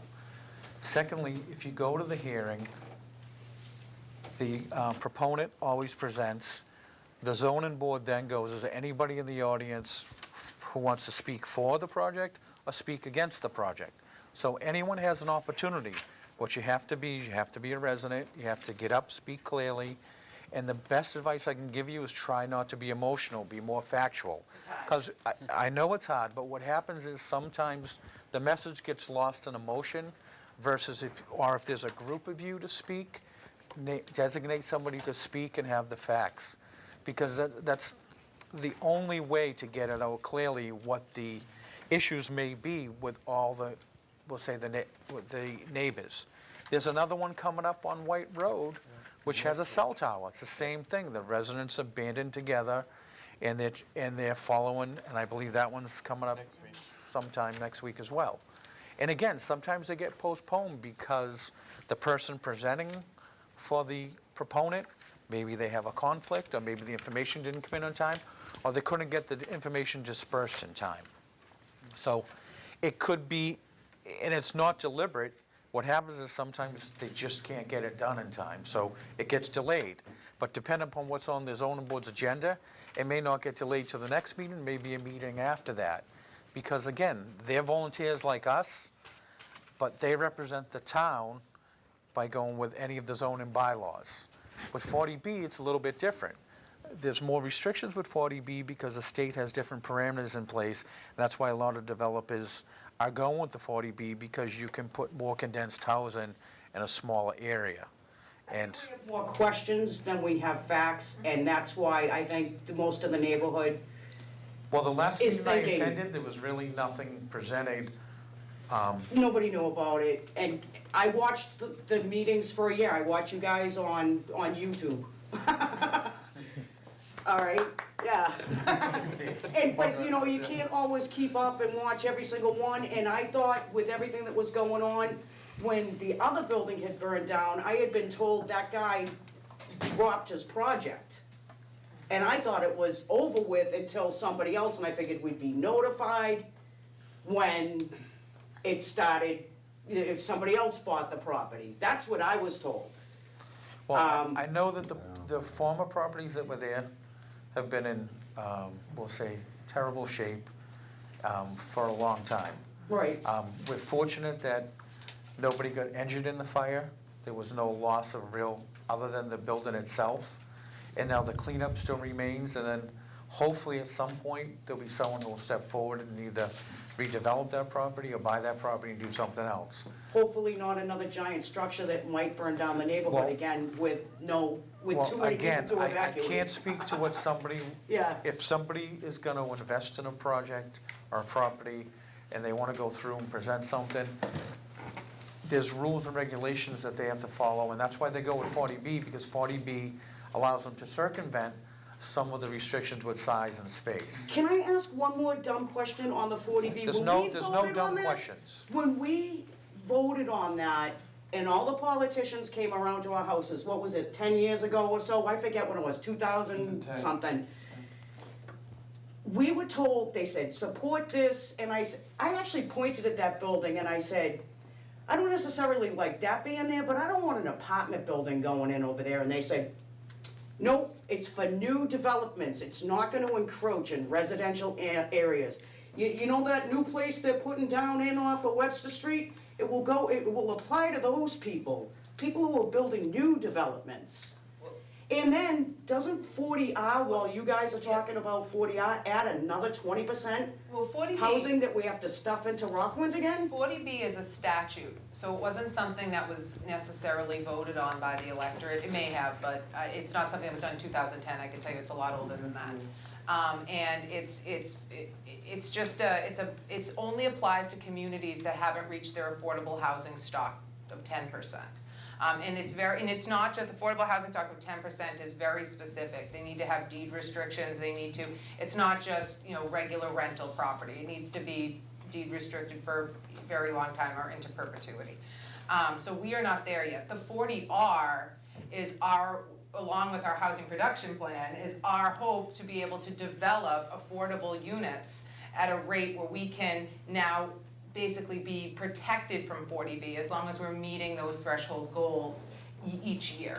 But right now, we haven't done that. So 40B right now, we're still a community that has below the housing stock, the 10% affordable housing stock, and can be subjected to 40B. And like the chairman said, it does allow for developers to come in and build denser buildings that may be in violation of our local zoning bylaws in order to create an affordable housing stock. And that's just what it is. That's the statute. It's Are nothing. we still at 7.5% though? And other towns are at like 0 and 1? Don't we get Well, any credit for Again, that? it goes back to location, price of land, what a developer may be able to make out of it for potential profit, which is limited under 40B. But there's pro formas and whatnot that are done so that it's an investment for them. So they look at it purely as a business. We, on the other hand, look at it, we're members of the community. Please, We live here. do. So we're very cognizant of the fact that these Please things do. happen. But sometimes the state overrules what we can and cannot do. Zoning is very aware of that. Zoning has to function in such a manner that they have a hearing, they hear the pros and the cons, but they can't necessarily exclude a project from happening without due reason. Can they Okay. shrink it? Again, those are things that you can go back to, and Okay. zoning has the opportunity to go back and say, we think the project is possibly too large, and I'm only speaking hypothetically. Right. Okay? That a project is too large. We would like to see you do this, and sometimes there's a compromise. Sometimes the developer says, no, it's not gonna work, and you can rule no, and I'll go to the state will side with me. And sometimes that happens. But the whole idea behind 40B was what they call anti-snob housing. That's what it was set up for. How many are in your neighborhood? None in my neighborhood, but I can tell you this, that, We're working class. We're not snobs. We're working class. We've been here for 3 generations in the I same work every spot. day too. I'm not a snob by Yeah, any means, I know. okay? All I'm right, just I saying, grew you up said in that to town. me last year, and it's like, that's not our point. And I'm not saying it is, but that's what the legislation, that's what the Right. law is sometimes mentioned as, It- anti-snob. They called it that because wealthy people didn't want it in their community. It's again. not, they didn't even want one-story. I understand that, and I Houses. understand your concern. Yeah. But the best I can tell you to do is to help advocate for yourself by looking at the meeting, see when they're coming up, go there, raise your hand, they'll call on you, just as I did tonight, and speak to them about your concerns. Right. And hopefully they'll be able to address some of those concerns out of that public forum. And then, even if the project was to go forward, maybe there'll be changes made to it that will help make it more feasible or more fitting to the neighborhood. Again, there was a threat of one that was gonna be on the end of Union Street, a large one, multiple housing. I mean, you people here, I mean, we had standing room only for it. Then, fortunately, the developer found another piece of property, they were able to make a land swap, and that project went away for now. And it all comes down to economics. I can't tell you what, where, and how it's gonna be built and when. But all we can do is, we have zoning, conservation, and planning. Those are our bylaws. And we need to stick by those to make sure things happen. But the 40B and the 40R are different avenues in order to get affordable housing counts up in the town. The problem is nobody ever kept, no fault of this board, but nobody ever kept track of what the counts were. So we never had that up until recently when it was pointed out.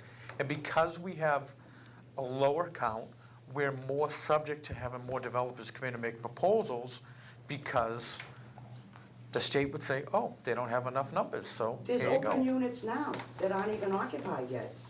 Again, I can't tell you why a developer do things. I Okay, mean, all right. we could talk back I and know, forth. I'm sorry. There's- I won't talk anymore. There's 7 Chinese restaurants in town, right? But everyone likes a different one. It's the same type of thing, okay? Gotcha. I mean, again, all I can ask you to do is please pay attention to the meetings. If I can, I try to make them. I know other members try to make them. But again, when we speak, we either speak as a resident, just like you, with the same concerns. In that particular case, the 40B that you're talking about, they came to the town and we supported them because it was going to be a friendly 40B, meaning they're willing to work with the town. So, and this what comes out with part of this whole system, is that the residents might come out and say, oh, we don't like this, we don't like that, we do like this, or we see this.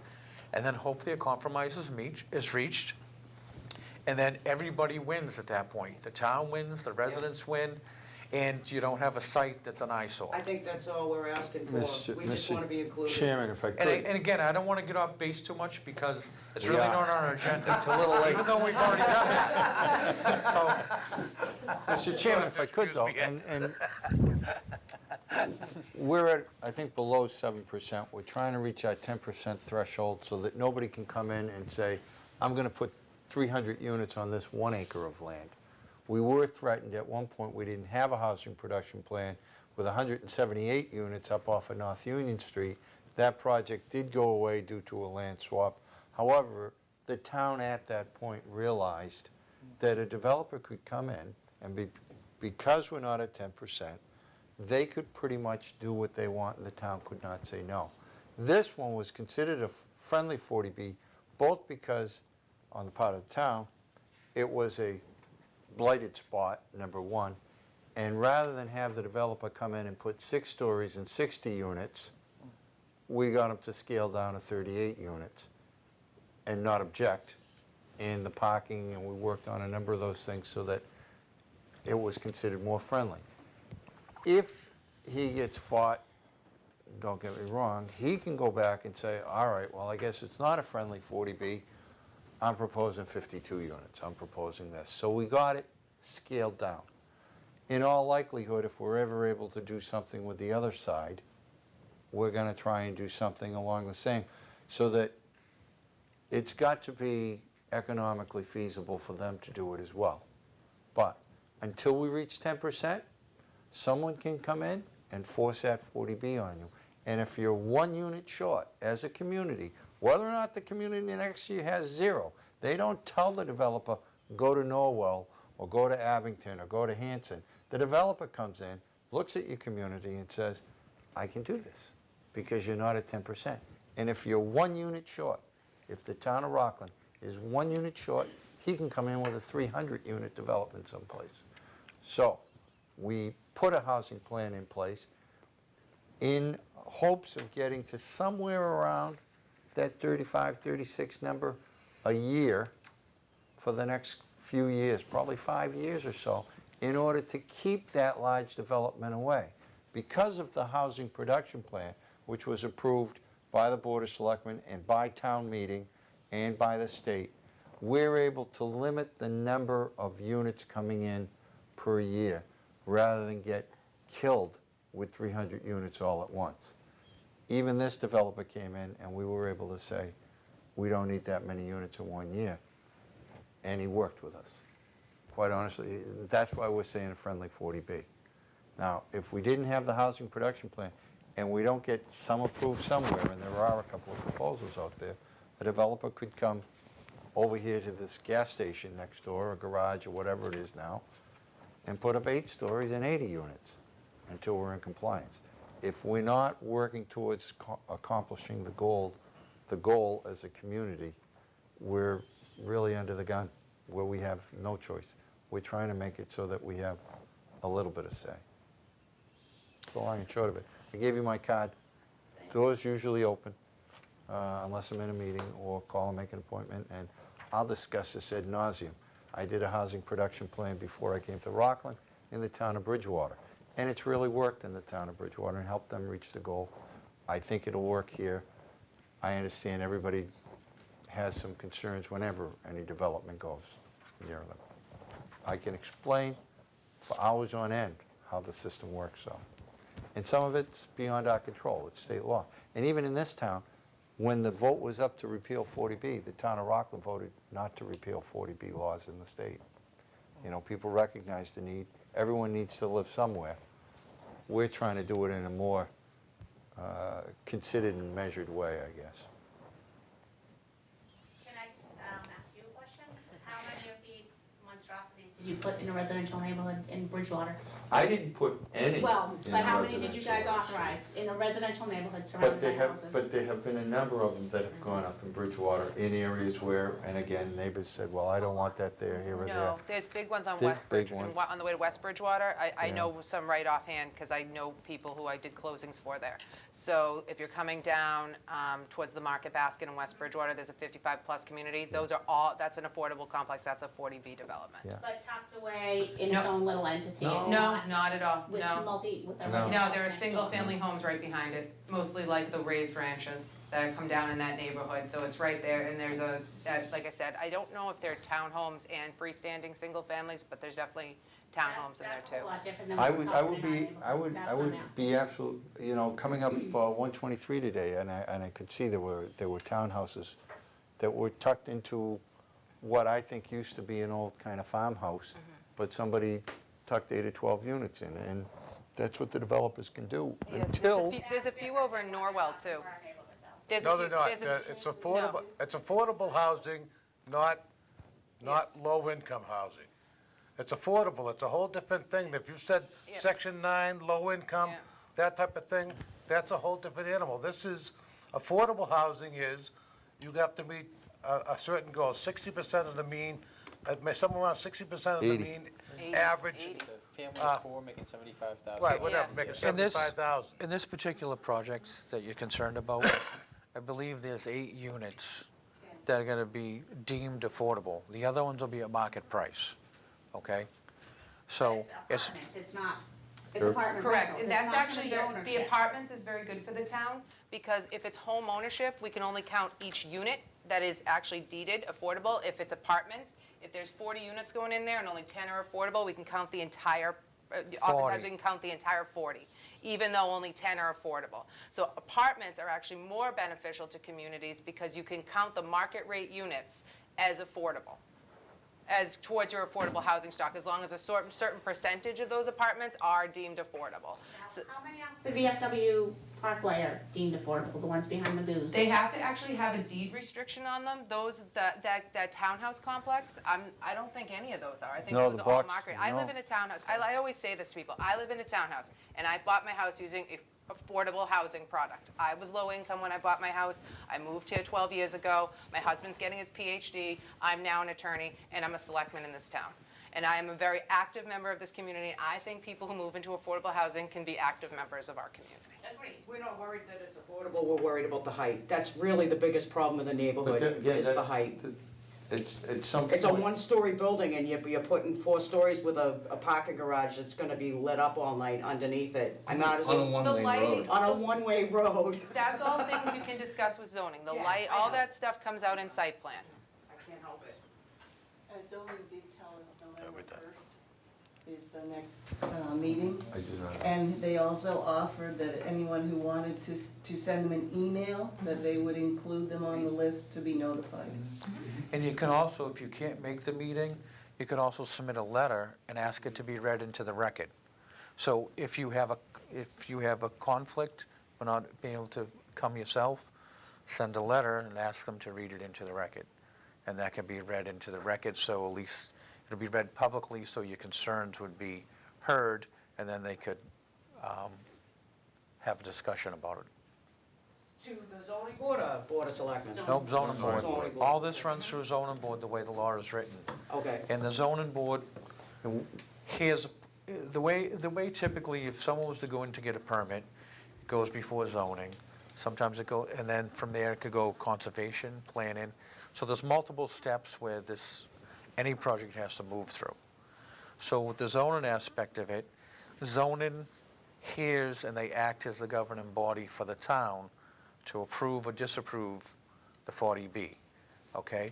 At that point, the applicant can decide to go forward with the decision they render, or the applicant could appeal the same decision, as an abutter could appeal it. And then it goes back and forth, and then ultimately, if there is a conflict, the state would decide, and 9 times out of 10, from all the research I've done, they rule with the 40B applicant because they want to increase the affordable housing stock.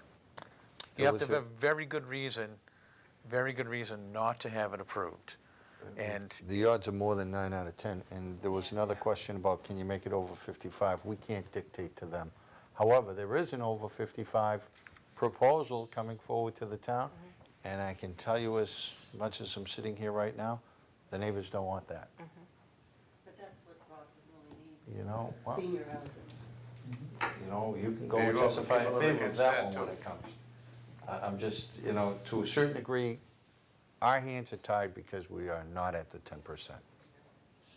But on the positive side of that, we actually have a plan in place now, so we can slow it, and we can do it so it can grow in a manner in which the town can actually afford to do it.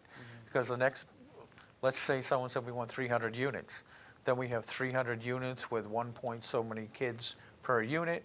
That would have a tremendous burden on our school system, never mind our life safety and things like that. And the tax revenue from a building like that goes nowhere near to offset those additional burdens. So we're cognizant of it as well, but again, it's a process, and it's a learning process for all of us.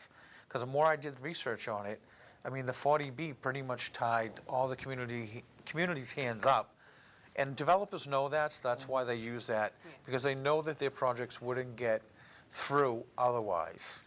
I'm fairly certain there's only one case that the hack who hears these cases has actually ruled in favor of the aggrieved party and denied the 40B. So it's very, very, very rare. So all I can say is, hopefully we'll see you there at that meeting. And I apologize, we couldn't be more help, but please send an email to get on those lists, so that you can be notified, and anyone else in the neighborhood, so that you don't miss your opportunity. Okay? Okay, moving on to new business. We have item number 9. Thank you. Item number 9, we have an RMD presentation. Is Ernesto here tonight, or is he? He's trying to put together a proposal, and he's concerned, obviously, with the town and some changes, but he is not here tonight. I will reach out to him again to see when he wants to come in. He is looking to possibly use his site for a registered medical marijuana site, so. I know he has been working with a couple of developers. And I know, again, speaking of that site, that was once rumored to be a 40B. Okay? You want to open that can of worms, right? So, I mean, sometimes. Fruits and vegetables, I'm all for it. Well, they sell plants, okay? Okay? And they might have some fruits and vegetables who come buy those plants, I don't know. But again, it's one of those things where you have to make a decision as a town. Is it something the board would support going in this avenue? Or would the town say, no, we don't support this, and then somebody says, well, I'm going to do this with my property, and there was a rumor that it could be upwards of over 300 units there. So again, we're trying to be open about it and have a dialogue, but again, it's the other side of town from where you are, but it's still going to affect the neighborhoods over there. So we're cognizant of that as well. Well, I can't say how many stories it would be, but, so we'll have to table item number 9 for future discussion once we have a presentation. So do we have a motion? Motion. Second. All those in favor? Okay, thank you. And item number 10, we have the 40R provisional approval. Mr. Chalker. It's just letting you know that the Department of Community and Housing, the letter is in your packets, has issued the conditional approval to the town of its adoption on May 1st at town meeting of the Downtown Rockland Revitalization Overlay District. So they've accepted it. There are some funding benefits to the community because we have done it and done the zoning incentive. However, until there is some actual positive movement towards some of those events happening, then we do not actually receive the money. So they've approved the plan. They haven't released any of the funding because we do not have a project underway in that, and there are a number of conditions, the long and short of it. Mr. Chairman, my remarks. Next up, item number 11, Town Administrator's Report and Correspondence. It is a little longer than this. As you know, we have to publish fairly early, so I like to let you know. Number 1 in your books is a letter from Kirsten McDonald. She is the head of the Teen Advisory Center Board, which is run strictly through community volunteers. As her letter states, unfortunately, they've had a decline in the number of people that are actually volunteering, and they're trying to keep it open. They do have some funding available through donations, et cetera, and they are looking to hire some staff. However, the next issue is some of that staff that they want to use just on Friday nights are often working with her, I believe, at the schools, and she's probably twisted a few arms to help her. And she would like to have the Rockland Teen Center staff deemed as special municipal employees. I checked this afternoon with Attorney Clifford. He agrees and recommends that you do so. It would require a motion that Rockland Teen Center be considered special municipal employees for the purpose of chaperoning the Friday night openings, or it's in danger of that program Why? not being open. Why special municipal employees? Because they're already employees of the town. Okay, all right. Make a motion. Kirsten's actually a school teacher in the town. And if she's seeking help from School coworkers, teachers, yep, no, it's the understood. same issue, so. I'll make a motion. Second. All those in favor? It's unanimous. I think it's great. So many of the young teachers here in town are willing to help her out and try and keep the teen center open on a Friday night. We could use a few more parents. The library has put together a list, has been in your books. I'm sure a number of you have reviewed the 20-year-old VCR players and stuff that don't work, but they've asked for a declaration of the list that is attached in your book be declared surplus. Requires them. Thank you.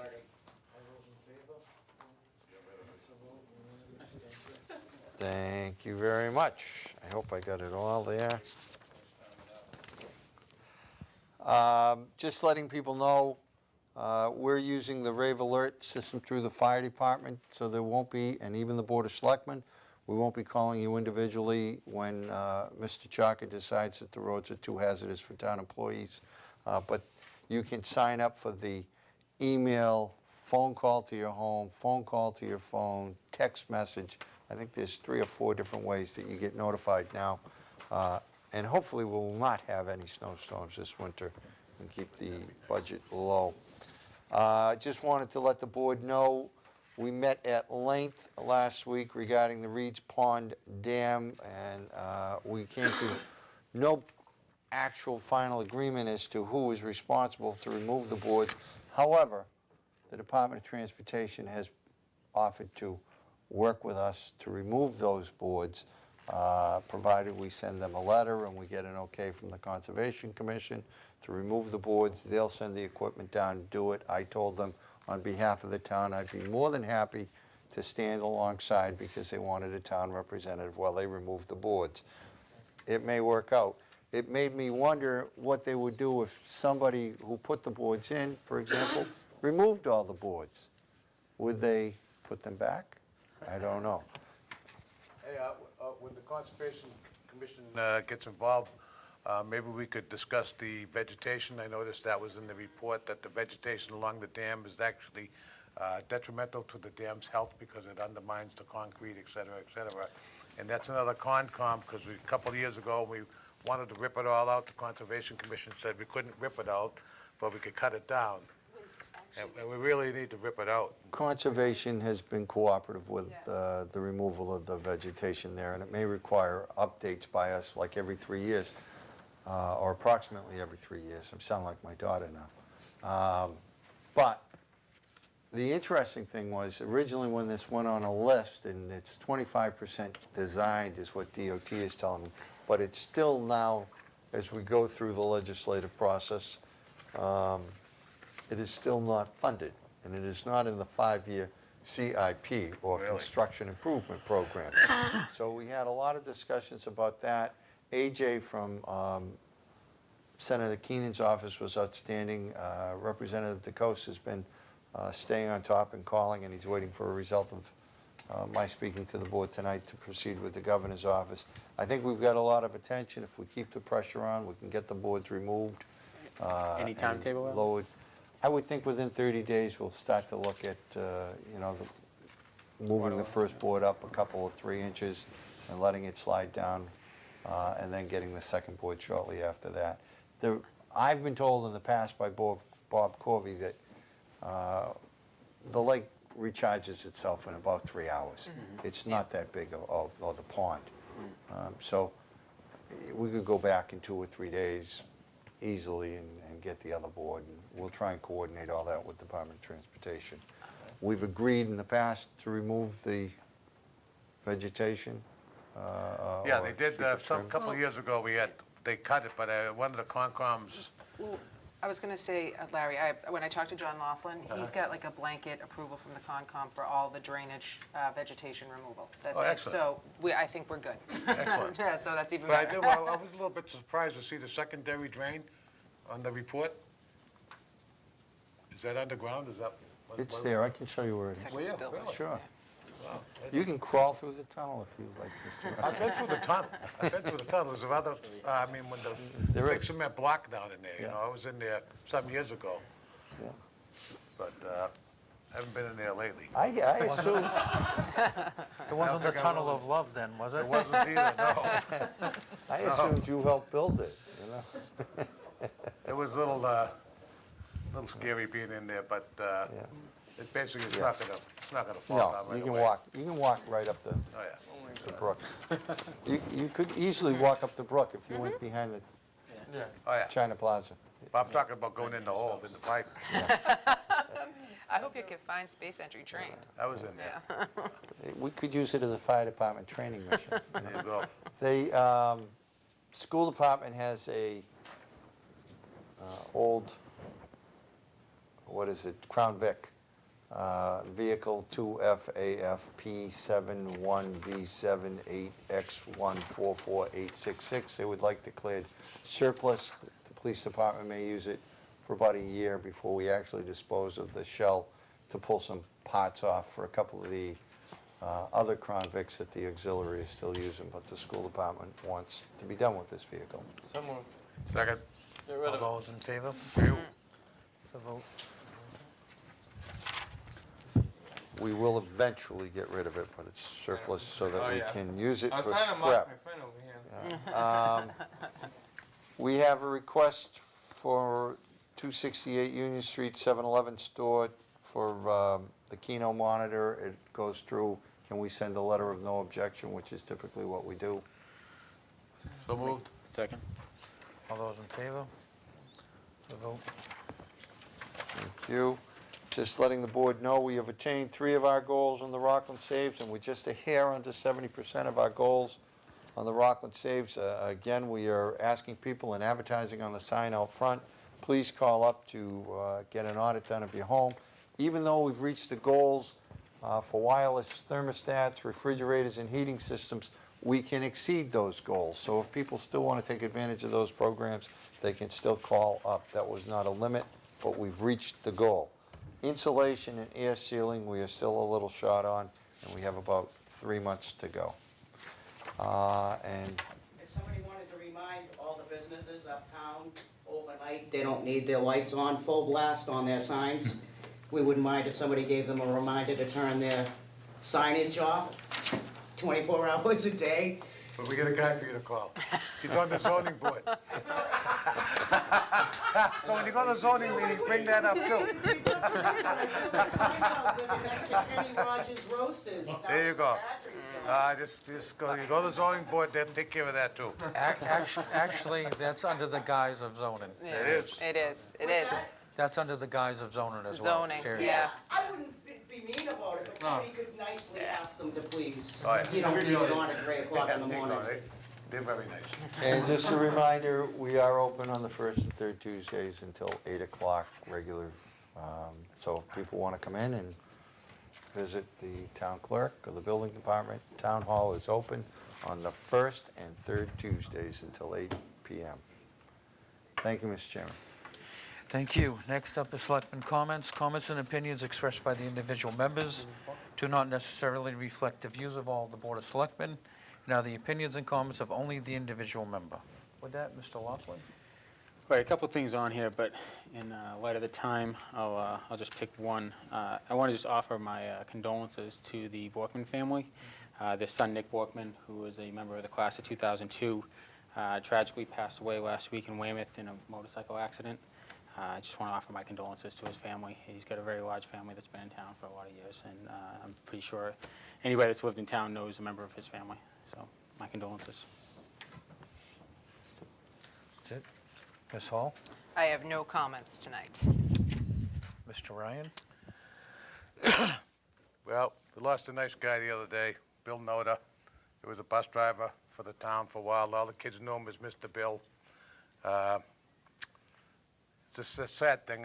Him and I and our families go back a long way, back to the Quincy days when I grew up in Quincy High School, et cetera, et cetera. So he'll be missed. Great guy, great family. One of his grandsons is on the police department. And it's one of them all-American families you wish nothing ever bad ever happened to. But unfortunately, like the rest of us, it just does. But he'll be missed. Mr. Bill, to you. I'm all set. Thank you. Mr. Mullen, I almost forgot. I'm kidding. I know, just a few quick things. First of all, the Reimagine Rockland effort is going very, very well. We've been working behind the scenes over the past a few weeks really in depth. Actually, last week, Marcy Birmingham from Town Hall and I met with the Rockland Hanson Rotary, which went very, very well. The Rotary and other groups are really like appreciating and seeing the excitement and the momentum that we have in downtown. And November 7th is, I believe, our first meeting in the month of November, and our goal and our expectation is that we'll be able to give the board like a full report at that meeting with regards to our goals, both long and short term, how we're thinking of getting there, and also how we're breaking into various other groups in terms of accomplishing those goals. But in the very short term, we'll be continuing to work talking about really having a strong social media presence to let the town, its businesses, and everyone at home know what we're doing and like what this whole effort's all about. So that's been really exciting. On a Sunday, along with Ms. Hall, attended the dedication for the Ellen Partridge crosswalk down on North Ave, and I just want to thank Laurie Childs and her team, but also Dave Taylor, for the work that they really did over the past 9 months or so to make this a tribute for a great lady, effective and meaningful for Ellen and her family. And lastly, I just want to echo the comments of Mr. O'Laughlin about Nick Borkman. Borky, as a lot of people in town called him, was just a good kid. And actually in high school, I used to try to emulate his wardrobe because he always dressed really nicely. But that being said, it's just extremely sad.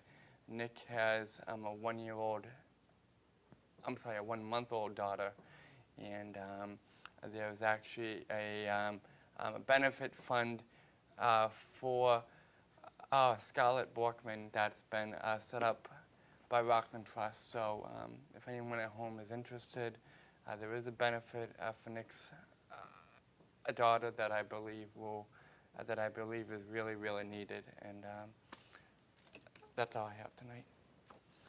Thank you. Okay, I'll just mention a couple of things.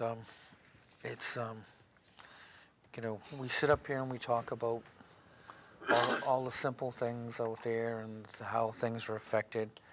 I mean, last week we were talking about Mother Nature, hurricanes and all those storms and floods and things and how it affects people's lives. And then, now we have something that hasn't happened in this country in, I shouldn't say a long time, but to the extent, I mean, we had a tragedy in Las Vegas that may not have affected us here, but it can happen anywhere. And something that we have to be cognizant of out there that, the world is not a nice place sometimes. Although we try to think that, we try to create environments in our town for our children, grandchildren, things like that to prosper and try to be welcoming. So it's difficult not knowing the political environment moving forward, where we are, where we're going to be. There's so many unanswered questions in the future, and here we are. We're trying to draw a large corporation in. Now we're trying to draw Amazon in so that we could be in the national spotlight. So it's like it's night and day. I mean, we don't have, some of those extreme things that other people have had or experienced in other parts of the country. Yet we still want to be recognized nationally for some good. So I think if we can get Amazon in, continue the progress at Union Point, continue the progress of our town, I think all three communities in Union Point will benefit, and I think the entire South Shore will benefit, as well as the Commonwealth and the city of Boston, because when you have a project that draws people to a region, it's something, that makes the city, it makes the town, it makes the community that much better. And I think, that I would hope that Amazon recognize that we're on the cusp of being, our little town with Weymouth and Edmonton are on the cusp of being a world-class community. So it's something to really consider. On another note, I went to a school building committee meeting for the new elementary school last Thursday night. That was the first meeting. So that is moving along, and it's just the first process. So it was to get to know everybody on the committee, and they had voted in a chairman and a vice chair. And it's nice to see new faces even at those meetings. I mean, there's a lot of people I never, I met that night that, they knew some of my children, but I didn't know them personally. So it was actually encouraging to see younger people getting out and being part of the community, starting to, get involved and making Rockland a better place. It's something a lot of us have been doing for a long time, but it's nice to see new people coming so that eventually we can have a passing of the guard, So I was very encouraged by that. And as we heard tonight, sometimes we get off track a little bit from our agenda. And again, I've always had a policy that if someone has a question, we'll always answer it or try to answer it to the best of our ability. And it's something we always strive is, if we don't know something's broke, we can't help fix it. And a lot of times, the Board of Selectmen becomes, the last stop for a lot of people. So we hope that we can direct you. We hope that we can get the right information to you or help you in some manner. And I think you'll find that a lot of the town departments are the same way, whether it's police, fire, school, zoning, conservation, planning, the town's clerk's office. Everyone's got the same, the same mindset. They want to make the town better. If you have a concern, they want to address it to the best of their ability. So I hope that the people who are here tonight, when they leave here or left here tonight, that they understand that sometimes our hands are tied, but we try to the best of our ability to hear both sides and come up with something that's going to be best for the community all around at the end of the day. And that's all we can ask. And we ask, and I'm thankful that, the people tonight who are here were respectful. It didn't get out of control. I mean, because it's very difficult, because most people don't come to town government until it's a problem that affects them directly, and they're very emotional about it. And it's difficult sometimes to convey that, and that's why, I said earlier that try to be as factual as much as you can when you present your side of the argument, because you're going to be more effective that way with getting your message out. And sometimes you get emotional. I know it's difficult because everyone has emotions, but sometimes it's difficult to get the message you're trying to convey about a project, whether you're pro or con against it, out there if you can't be effective. So, and again, I know Mr. Chalker will follow up and make sure that you're on the email list in the future, and hopefully that helps, you advocate for for you and your neighbors. And I'd like to thank Dave for having the ability to get us to this meeting for next Thursday with short notice, because again, the Amazon thing's something to just come up quickly, and until people actually did a lot of their due diligence on the, meaning the developer side, we didn't know if they were actively going to make an actual presentation or pursue it. But the more you start to consider this, the more it becomes like this could be us. So I think it's a very good thing. And on another note, it's nice to see new people from Union Point willing to pull their hat in the ring, if you will, for not only, us, but for Weymouth and for the project itself. So I think that speaks, volumes about where the project's going in the future. And although I know we're going to have bumps in the road, we can always find a way to go around the bumps or fix the bump. So, as long as we can always have a discussion or have a dialogue, we can always figure out a way to solve problems. So I appreciate that, and I appreciate your perspective on that, both of you who tonight were voted, to go forward. That's all I have for tonight. We have. To adjourn? Second. Are you going to the tunnel? No. Got to put my light on. We have a motion. All those in favor? Aye. Aye. Thank you all, and have a good night.